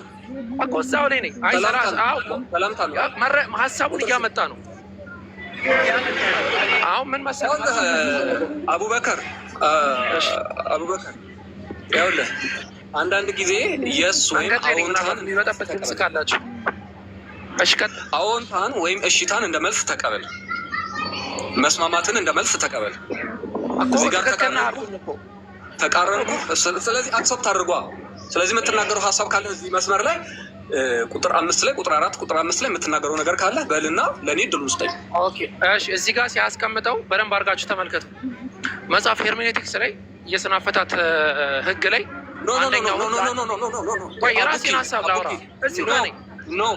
የኔ ነው መድረኩ፣ የኔ ነው። እኔ ፈቀድኩልህ፣ የኔ ነው። እሺ ከፈቀድክልኝ ላውራ። ይሄን ጥቅስ ነው እያወራሁ ያለሁት። ሊተራል ሚኒንጉን ነው እያወራሁ ያለሁት እኮ። ስለዛ ጥቅስ ነው የማወራው እኮ። በቃ እኮ ሌላ ቦታ አትሂድ፣ ሌላ ቦታ አትሂድ። ግለጸው ለሰው ሀሳብ በሚል የራእይ ጸሐፊ ቁጥር 5 ቁጥር 4 ቁጥር 5 እዛ ላይ ደርሻለሁ። ተስማምተናል እስከ ቁጥር 4። ለምን አቶ 1 እና 2 ላይም እኮ ሀሳቤን እኮ አልሰጠሁም እኮ። ትሰጣለህ አልከኝ እኮ። አሁን እንደዛ ከሆነ እኔ ልጨርስና የራስህን ሀሳብ ትጨምራለህ። በቃ ይቅር፣ ችግር የለውም። አይ እንደዛም አይሆንም፣ ቃል በቃል ነው የምንጨርሰው። እንደዚህ አይነት መንገድማ አልከፍትም። ችግር የለውም። ባኬን ፎርዝ እናድርገው ካልክ መነሻ ሀሳባችንን ሳትዘል ባኬን ፎርዝ ማድረግ እንችላለን። ቀጥል። በቃ የአሁኑ ፖይንት ላይ እንሂድ፣ ችግር የለውም። እሺ ቀጥል። ካለው ከነበረ ከመጣውና ኢየሱስ የተለያዩ ናቸው። 36 ትልቅ ስክሪን ላይ ያደርገው። 37 ትልቅ ስክሪን ላይ ያደርገው። 36ን ትልቅ ስክሪን ላይ ያደርገው። ማን ነው 36? ይሄ መጽሐፉን የከፈተው ሰው ማን ነው? ምዕራፍ ስንት ነው የፈለግከው? አይ ይሄ 36 ቁጥር ማን ነው? ይሄ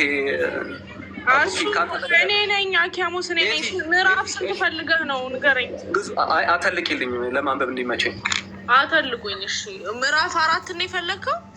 ቁጥር 4 ነው። አተልቂልኝ ለማንበብ እንዲመቸኝ። እሺ ችግር የለውም። እንትን በል ትልቅ ላይ አድርጉት። ይኸው ቤቴን ትልቅ ላይ አድርጓት። ቤቲ ያው እሺ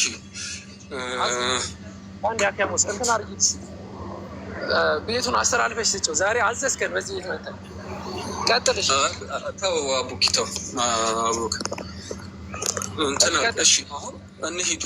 እሺ እስካሁን ከተናገርኩት ውስጥ ማለት ነው ያላስማማህ ነገር አለ? ያልተመቸህ ነገር አለ? እዚህ ስለ ጥቅሱ ሊተራሊ ማለት ነው ያልተናገርኩት ያልተመቸህ ነገር አለ? ችግር የለውም። ምንም ቤትም ብትሄድ ምንም ስለማይመጣ ተስማምቻለሁ። በተቻለኝ የሚያስማማንን ነገር ለመግለጽ እየሞከርኩ ነው። ቁጥር 5 ማለት ነው እነዚህን 4 አካላት ገልጾ ከኢየሱስ ክርስቶስ ጸጋና ሰላም ለእናንተ ይሁን ብሎ ሰላምታ ይሰጥና በ4 ነጥብ ይዘጋዋል። ከዛ በኋላ ግን ምንድን ነው? ከዛ በኋላ ግን ለወደደን ከኃጢአታችን በደሙ ላጠበን ብሎ መንግስትም ለአምላኩና ለአባቱም ካህናት እንድንሆን ላደረገ ለእርሱ ከዘላለም እስከ ዘላለም ድረስ ክብርና ኃይል ይሁን ብሎ ይገልጸዋል። ለማን? ለወደደን። ስለማን? ስለ የትኛው ጥቅስ እያወራ ነው? የኢየሱስ ክርስቶስን እሱን እያብራራልን ነው። ኢየሱስ ማን ነው የሚለውም ማለት ነው አይደለ? ሶስተኛ ላይ የተጠቀሰው ጥቅሱም ሊተራሊ ቁጥር 5 ላይ ሰላምታውን ከዘጋ በኋላ ያለውን እያነበብኩ ነው።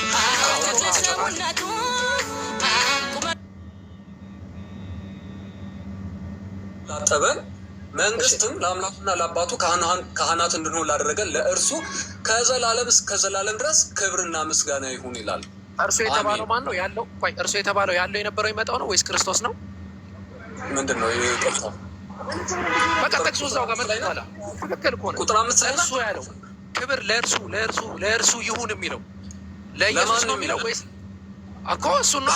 አንተና ምን ነግረን ለኢየሱስ ነው ወይስ ደግሞ ካለው ከነበረው ላይ መጣው ነው?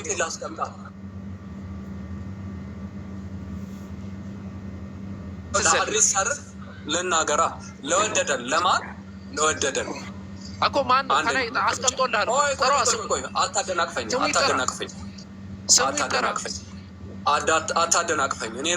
እኔ ራሴ ልናገር። ለወደደን በቃ ለወደደን ብሎታል። ስለዚህ እዚህ ላይ ያለውን አካል መገለጫዎቹን ጨርሰው መጨረሻ ላይ ለእርሱ ይሁን ይሌለ የኔ ወንድም እኔ ልጨርስ ወይስ አንተ ትጨርስ? እሺ ለእርሱ ይላል አይደለም? ይኸውልህ እዚህ ላይ ማለት ነው ስም ሳይጠቅስ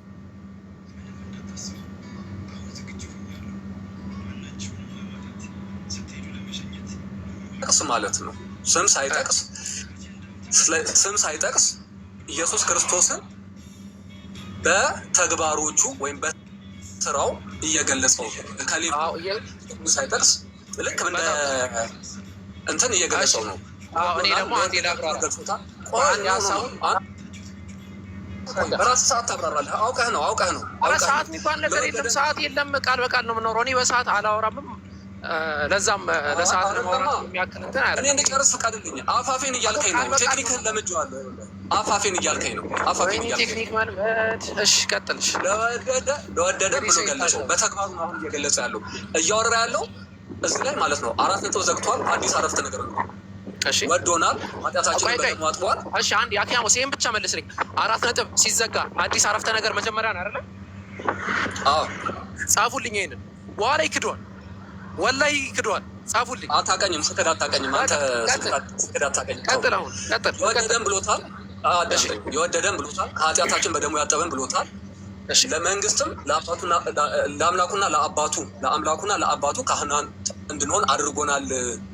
ስለዚህ ለእርሱ ከዘላለም እስከ ዘላለም ድረስ ክብርና ኃይል ይሁን አሜን ብሎ ይገልጻል። እዚህ ላይ ለጌታ ለኢየሱስ ክርስቶስ ከዘላለም እስከ ዘላለም ድረስ ክብርና ኃይል ይሁን ብሎ ገልጾታል። አያከራከርም። ይሄ እዚህ ላይ ሀሳብ ካለ ተናገር። ቀጥል። ለወደደ ብሎ ከሚጀምረው ኖ እዚህ ላይ ለማን ነው ክብርና ከዘላለም እስከ ዘላለም ድረስ ክብርና ኃይል ይሁን ያለው? ሀሳብ የለኝም። አይ ሀሳብ ተናገር አትናገር አረግ ሀሳብ አለ። ሀሳብ የለኝም ምንም። ቀጥል። በቃ እሺ በቃ ይኸውልህ ሰላምታው ቶሎ አንብባት። አሁን ቀጥል። ቶሎ አንብባት። አታደናቅፈኝ። ጸጋና ሰላም ካለ በኋላ በግልጽ ስለ ኢየሱስ ክርስቶስ መናገር ጀምሯል። ለወደደን ከኃጢአታችን በደሙ ላጠበን። እሺ ምንድን ነው ትዕግስት አጣህ? በእናትህ ጥቅስ ላለማመን። ስለዚህ ቀጥለው። ኧረ በእናትህ አትግረፈኝ። ቤትህ ምንድን ነው? እዚህ ላይ አጽንኦት መስጠት የምፈልገውን አጽንኦት ሰጥቼ ልለፍ። ለወደደን ማነው? የወደደን ጌታ ኢየሱስ። ከኃጢአታችን በደሙ ያጠበን ማነው? ጌታ ኢየሱስ ነው። ለመንግስትም ለአባቱና ለአምላኩ ካህናት እንድንሆን ያደረገ ማነው? ኢየሱስ ክርስቶስ ነው። በነጠላ ሰረዝ ነው የተቀመጠው። ለእርሱ ከዘላለም እስከ ዘላለም ክብርና ኃይል ይሁን አሜን። ለማን?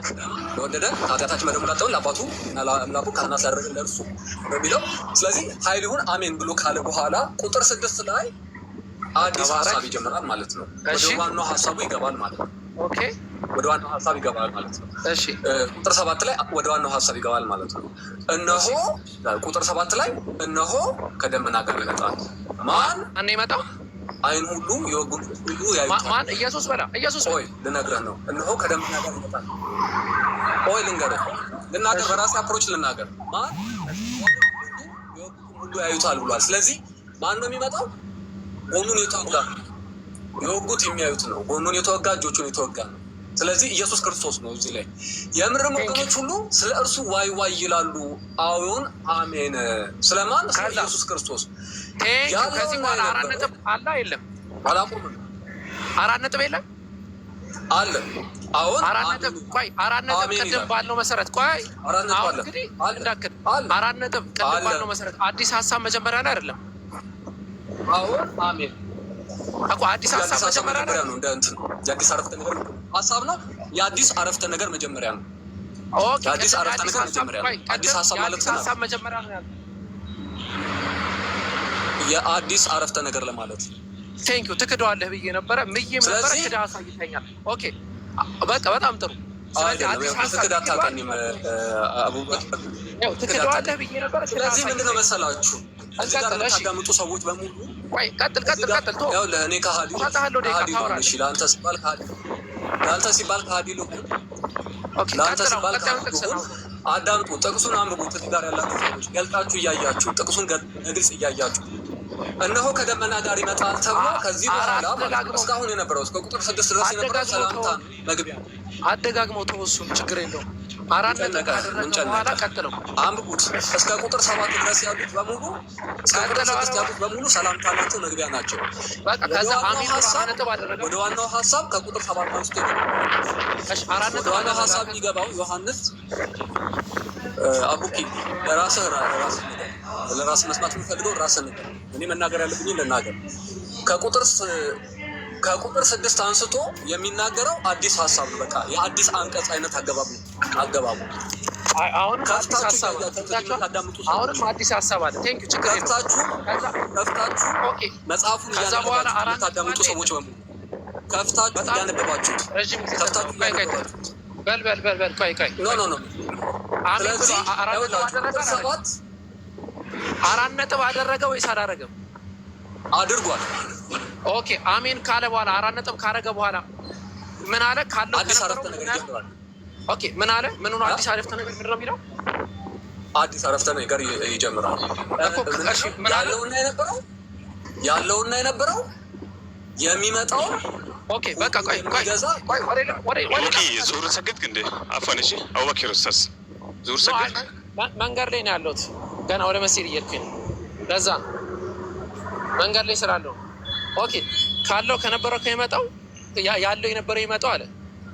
ያለው የነበረው ይመጣው በዚህ ጽሁፍ መሰረት ያለው የነበረው ይመጣው ተብሎ የተጠቀሰው ማን ነው?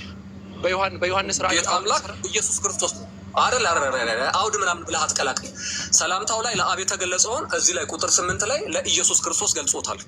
ማስረጃ ይኸው ራሱን አንብቧ። ማስረጃ ከዚህ በላይ አንብቡት። እዚህ ላይ ያላችሁ ሰዎች 390 ሰው አለ። አንብቡት፣ ክፈቱና ጥቅሱን። ግልጽ ላይ አከራክርም። ይኸውላችሁ ወላሂ ላዚም አኪያሙስ እኔ እንደውም ከኔ ጋር ከዚህ አውርታ ያለ መስለኝ ነበር፣ ግን መሰለኝ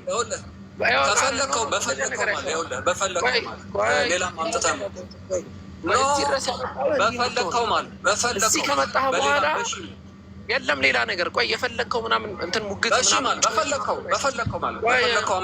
ተወው። እዚሁ ሀሳብ ጋር እንቀጥል። ቆይ እኛ ሙስሊሞች በአማልክት ቁጥር 7 ላይ ልናገር። ቁጥር 7 ላይ መሄድ የለም። 8 ላይ የሚለው ያለ ክርስቶስ ነው የሚለው። ቁጥር 7 ላይ ልጀምር። 8 ላይ ሰማነ። አደናቀፍከኝ። ዛሬ ተደናቅፈህ አልቀሃል። እሺ ኧረ ቆይ ተረጋጋ።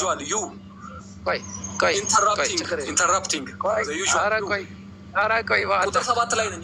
ከቁጥር 7 ላይ እዚህ ጋር ያላችሁ ሰዎች እንደዚህ አይነት ነገር አትጠቀም። ሀሳብ ላይ ብቻ ትኩረት አድርግና አንተም በል የእንግሊዝኛ ምናምን ስትጠቀመው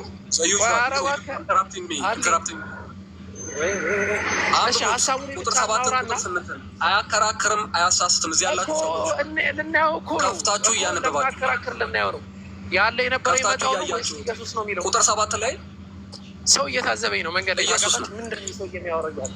ኢየሱስ ነው የሚለው ጠቅሶ ኢየሱስ ነው የሚለው ወይስ ያለ የነበረው የመጣው ነው የሚለው? አዎ ኢየሱስን ነው ኢምፕላይ የሚያደርገው። እስቲ ስጡን፣ እስቲ የእናንተን ምንጽር የምታዩበትን እስቲ ያለ የነበረው ይመጣው የሚለው ቃል ኢየሱስ ነው የሚለው ብላችሁ ታያችሁ። አውዱን ከላይ ጀመርን አይደለ? እስከ ታች ድረስ እንወርዳለን። ሲያስፈልግ አውድ አትበላልከኝ። እስከ ቁጥር 17 ድረስ አውድ አትበላልከኝ። እስከ ቁጥር 17 ድረስ እንሄድና ቁጥር 17 እናጠቃልለዋለን ማለት ነው። ቁጥር 17 ላይ ስንሄድ ከዚህ ባሰ ነገር ነው የምታገኘው። ለምን እንደምታገኝ እኔ ያሳይሃለሁ። ቆይ ከዛ በፊት እዚሁ ሀሳብ ረድቼሃለሁ። ምንም ሀሳቡን እስቴት እንዳላደርግና ሰዎች እንዳይሰሙት የምትችለውን ጥረት ሁሉ አድርገሃል። ግን ሰዎች ሰምተውታል፣ አይተውታል። የሁሉ ደቂቃ ማለት ሰዎች ሰምተውታል። ቤታችን ራሱ አይመስልም። አሁን ቁጥር 17 ድረስ አንብቡት። እሺ እዚህ ያላችሁ ሰዎች ቁጥር 8 እስከ ቁጥር 17 ድረስ አንብቡት። አያከራክርም፣ ታዘቡ። ቁጥር 8 እስከ ቁጥር 17 ድረስ አንብቡት። ሳያወርዱኝ ነው የምነግራችሁ። ከቁጥር 8 አንስቶ ከቁጥር 7 አንስቶ ያለውን እስከ ቁጥር 17 ድረስ ያለውን አንብቡት። እኔ ሀሳቤን አስቀምጫለሁ፣ ጨርሻለሁ። መቀጠል ትችላለህ። አረ ምንም አልጨረስም። ምን ቀጠል ነው እኮ አሁን ገና አውድ የሚባለውን ነገር ገና ብዙ ታደናግረኛለህ። እኔ ሀሳቤን ጨርሻለሁ። እዚህ ያላችሁ ሰዎች ግን ከቁጥር 7 አንስቶ እስከ ቁጥር 17 ድረስ ያለውን አንብቡት። ቀጥል አንተ ሀሳብን መቀጠል ከኔ ጋር አታወራ? ኖ ቃል በቃል አታወራም ወይ? ከኔ ጋር ቀጥል፣ ሀሳብህን አስቀምጥ። ምንም አንቀጥልም፣ ቃል በቃል ነው የምናወራው። ታወራለህ ከኔ ጋር አታወራም? ቀጥል ራስህ። ኖ እኔ አላደናቀፈም። ቀጥል፣ ሀሳብህን ተናገር። የሚመለከተኝ ላይ መሀል ላይ እገባለሁ። እኔ እያየሁ ነው የምሄደው። ለምን እደናቀፋለሁ? ማንም አያደናቅፈኝም። ቃል በቃል እናወራለን ወይስ አናወራም? ከኔ ጋር ባኬን ፎርዝ እናድርገው። ምንም ባኬን ፎርዝ ምናምን እናወራለን። አዎ በእንግሊዝኛ ስለነጋገር አንተ እንዳልከው ቃል በቃል እኔ ነኝ የምጠይቅህ። አሁን አንተ አይደለህም ጠያቂው፣ እኔ ነኝ የምጠይቅህ። አንተ አይደለህም ጠያቂው፣ አንተ አይደለህም ጠያቂው። ስለዚህ ምንድን ነው መሰለህ የመጀመሪያው ነገር ማለት ነው አንተ ያልከውን ሀሳብ ማለት ነው አንተ ወደምትፈልጋት ቅርጽ ማጠፍህን ትተውና የመጀመሪያው ነገር ማለት ነው ከቁጥር 1 እስከ 5 ድረስ ሰላምና ጸጋና ሰላም ለእናንተ ይሁን የሚለው ውስጡ ብዙ ሀሳቦች ቢኖሩትም ሰላምታ ነው አይደለ? መግቢያ ነው አይደል? ሰላምታ ነው፣ መግቢያ ነው። ከዛ በኋላ ማለት ነው ከዛ በኋላ ያለው ማለት ነው ከዛ በኋላ ደግሞ ጌታ ኢየሱስን ይባርከዋል አይደል? ከዘላለም እስከ ዘላለም ድረስ። ከዛ በኋላ ከዛ በኋላ የሚለው መጀመሪያው ላይ እንቀጥላለን። ሰላምታው ግን ከስንት አካላቶች ነው ሰላምታው? ቆይ ጸጋና ሰላም ለእናንተ ይሁን የተባለው ማለት ነው ከ4 አካላት ነው። ተሳስተሃል፣ አሳየኝ። አይደለ? ከ4 አካላት አይደለም። አንደኛ አይደለም። ቆይ ኖ አሁን ላይ ቆመ። እሺ አንብበው። ከ4 አካላት እኔ ልቁጠርልህ።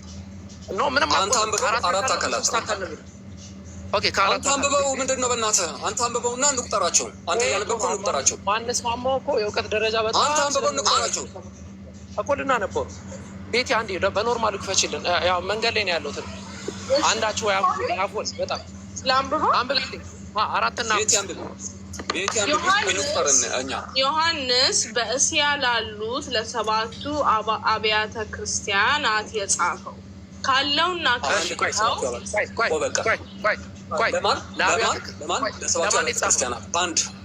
የተጻፈው እኮ ነው ለሰባቱ የተጻፈው ነው። ኧረ ቆይ አንዴ ሰላምታው ከስንት የተጻፈው? እሺ አንድ እሺ እነዚህ አይቆጠሩም። ለእነሱ ነው የተጻፈው።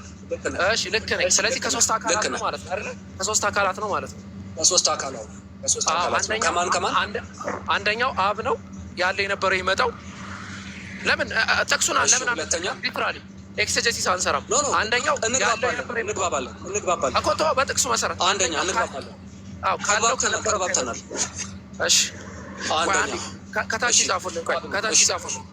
ያለው የነበረው የሚመጣው አንደኛ ቁጥር 1። እሺ ሁለተኛ በዙፋኑ ፊት ያሉ 7 መናፍስት። አንደኛ ያለው የነበረው የሚመጣው የተባለው 7 መናፍስት። ቆይ አንዴ አትሩጥ። ያለው የነበረው የሚመጣው የተባለው አልተከራከሩም።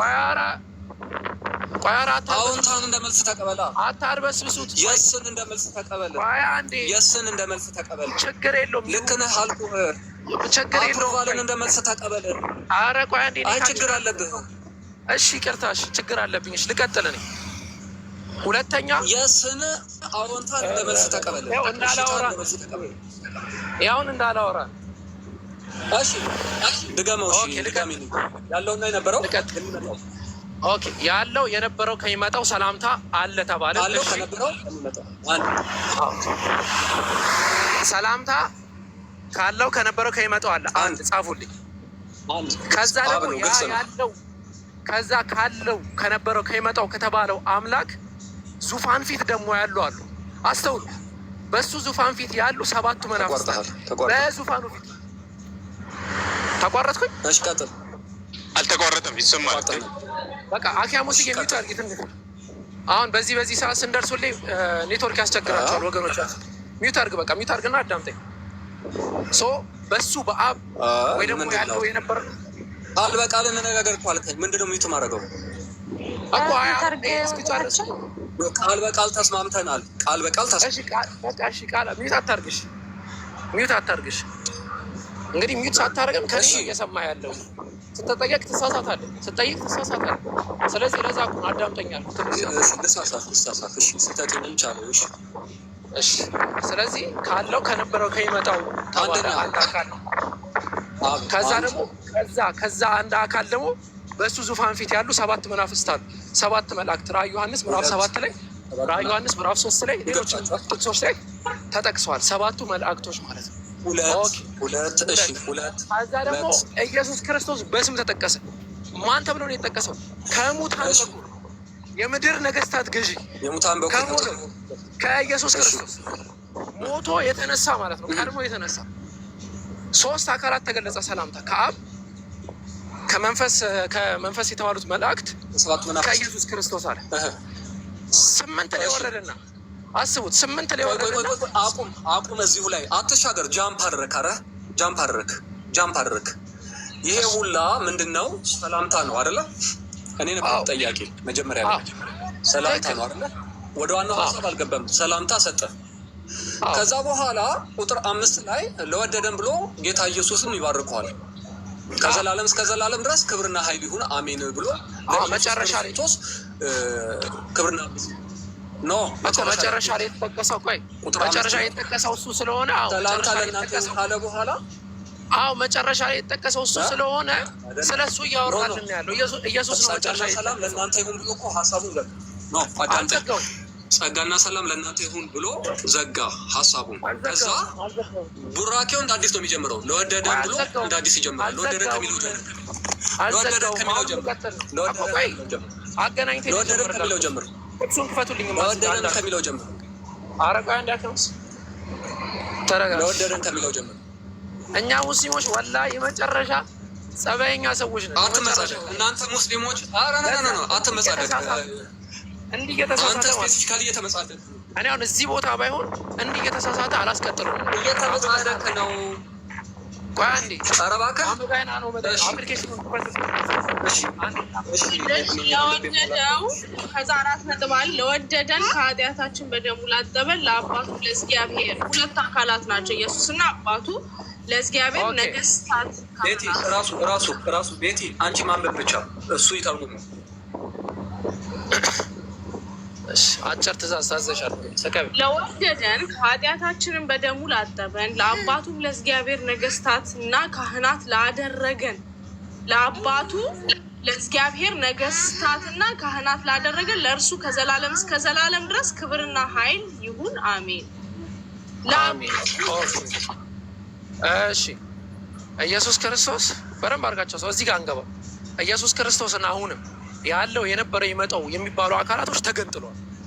ከዛ በኋላ ቀጣዩን ጥቅስ አንብቢልን። 7 መሰለኝ። ኖ አትሻገረው። ይሄን ለእርሱ የሚለው ለማን ነው? እዚህ ላይ ያለው ሰላምታ እዚህ ጋር ቀደም አላስወራ ያልከኝ እርሱ ማለት እርሱ የሚለው ቃል ስምን ተክቶ የሚገባን አይደለም። እንትን ነው ተውላጠ ስም ነው። ልክ ነው እኮ ስምን ተክቶ የሚገባን አይደለም። ኦኬ በጣም ጥሩ። ያለው የነበረው የሚለውን ስም ተክቶ ነው የገባው ወይስ እዚህ ላይ እንደዛ ብሎ አይደለም የገባው? እዚህ ላይ የገባው ምንድን ነው መሰለህ? አውጣው ስምን ተክቶ ነው የገባው ብለሃል። ጥፋት ስምን ተክቶ ነው የሚገባው። እሺ ናቹራሊ። ግን እዚህ ላይ ምንድን ነው መሰለህ ቁጥር 5 ላይ ለወደደ ብሎ ገልጾታል። ዲስክሪፕሽኖቹ ምን የሚለውን ስም ነው የተካው? ኢየሱስ የሚለውን ሙሉ ዲስክሪፕሽን መገለጫዎቹን በሙሉ ነው የሚጠቅመው። እኔ ስለ መገለጫው አልጠየቁም። እርሱ የሚለው ለዚህ ማስረጃ ማለት ተውላጠ ስም ነው። እዚህ ጋር ያላችሁ ሰዎች እያነበባችሁ እሺ ቆይ ችግር ቁጥር 5 ላይ ለወደደ ኃጢአታችንን በደሙ ያጠበውን ነው ለአባቱና ለአምላኩ ካህናት ያደረገንን ነው እዚህ ላይ ለእርሱ ብሎ እየገለጸ ያለው። እሺ መገለጫዎቹ በደንብ አንብቧቸው እዚህ ያላችሁ ሰዎች። ለማን? ለኢየሱስ የሚለው ቃል በጣም ጥሩ። ለእርሱ የሚለው ቃል እርሱ የሚለው ቃል ተክቶ የገባው ኢየሱስ የሚለውን ነው ያለ የነበረ የሚለውን ኢየሱስን ነው እንጂ ያለ የነበረ የሚለውን አይደለም። ተክቶ የገባው አይደለም። ከሶስቱ ሰዎች በጣም ጥሩ። 7 ይነበብ። ሰምታችኋል? 7 ይነበብ። ኖ 6ን አንብብና ወደ 7 ትሄዳለህ። 6ን ጨርስ። 6 ጨረስን እኮ አነበብ ነው። 6ንማ አነበብን። ወደ 7 ሄድ። ወደ 7 ሄድ። አሜን ካለ በኋላ እነሆይ በሰማይ ደመና ይመጣል፣ በሰማይ ደመና ይመጣል፣ ዓይን ሁላ ታየዋለች፣ እነዚያ የወጉት ይመለከቱታል፣ የምድር አሕዛብ ሁሉ ስለ እርሱ ያለቅሳሉ። እሺ በጣም ጥሩ። የወጉት የሚለው እሺ ወጉት የሚለው አገላለጽ ፐርሰንን ነው የሚያመለክተው አይደለም? ማንንም ፐርሰን ነው የተወጋ። መውጋት አለ፣ ወጊ አለ፣ ተወጊ አለ አይደለ? አማርኛ ይሄ ምን ሲምፕል አማርኛ። አዎ። ስለዚህ የወጉት የሚለው የሚያሳየው ያለ የነበረ የመጣው ነው ወይስ ኢየሱስ ክርስቶስ ነው? ግልጹ ነው እኮ አሁን ግልጹ ነው እኮ ኢየሱስ ክርስቶስ የወጉት የሚለው ያለ የነበረው የመጣው ወይስ ኢየሱስ ክርስቶስ የሚለውን ነው? ግልጽ ነው። እዚህ ላይ ምንድን ነው መሰለህ? ይኸውልህ ቁጥር 6 ላይ ሀሳቡ ሰላም ተዘግቷል። በፍጹም ሊመልስ አይችልም። ኖ አይደለም። እርሱ የሚለውን በግድ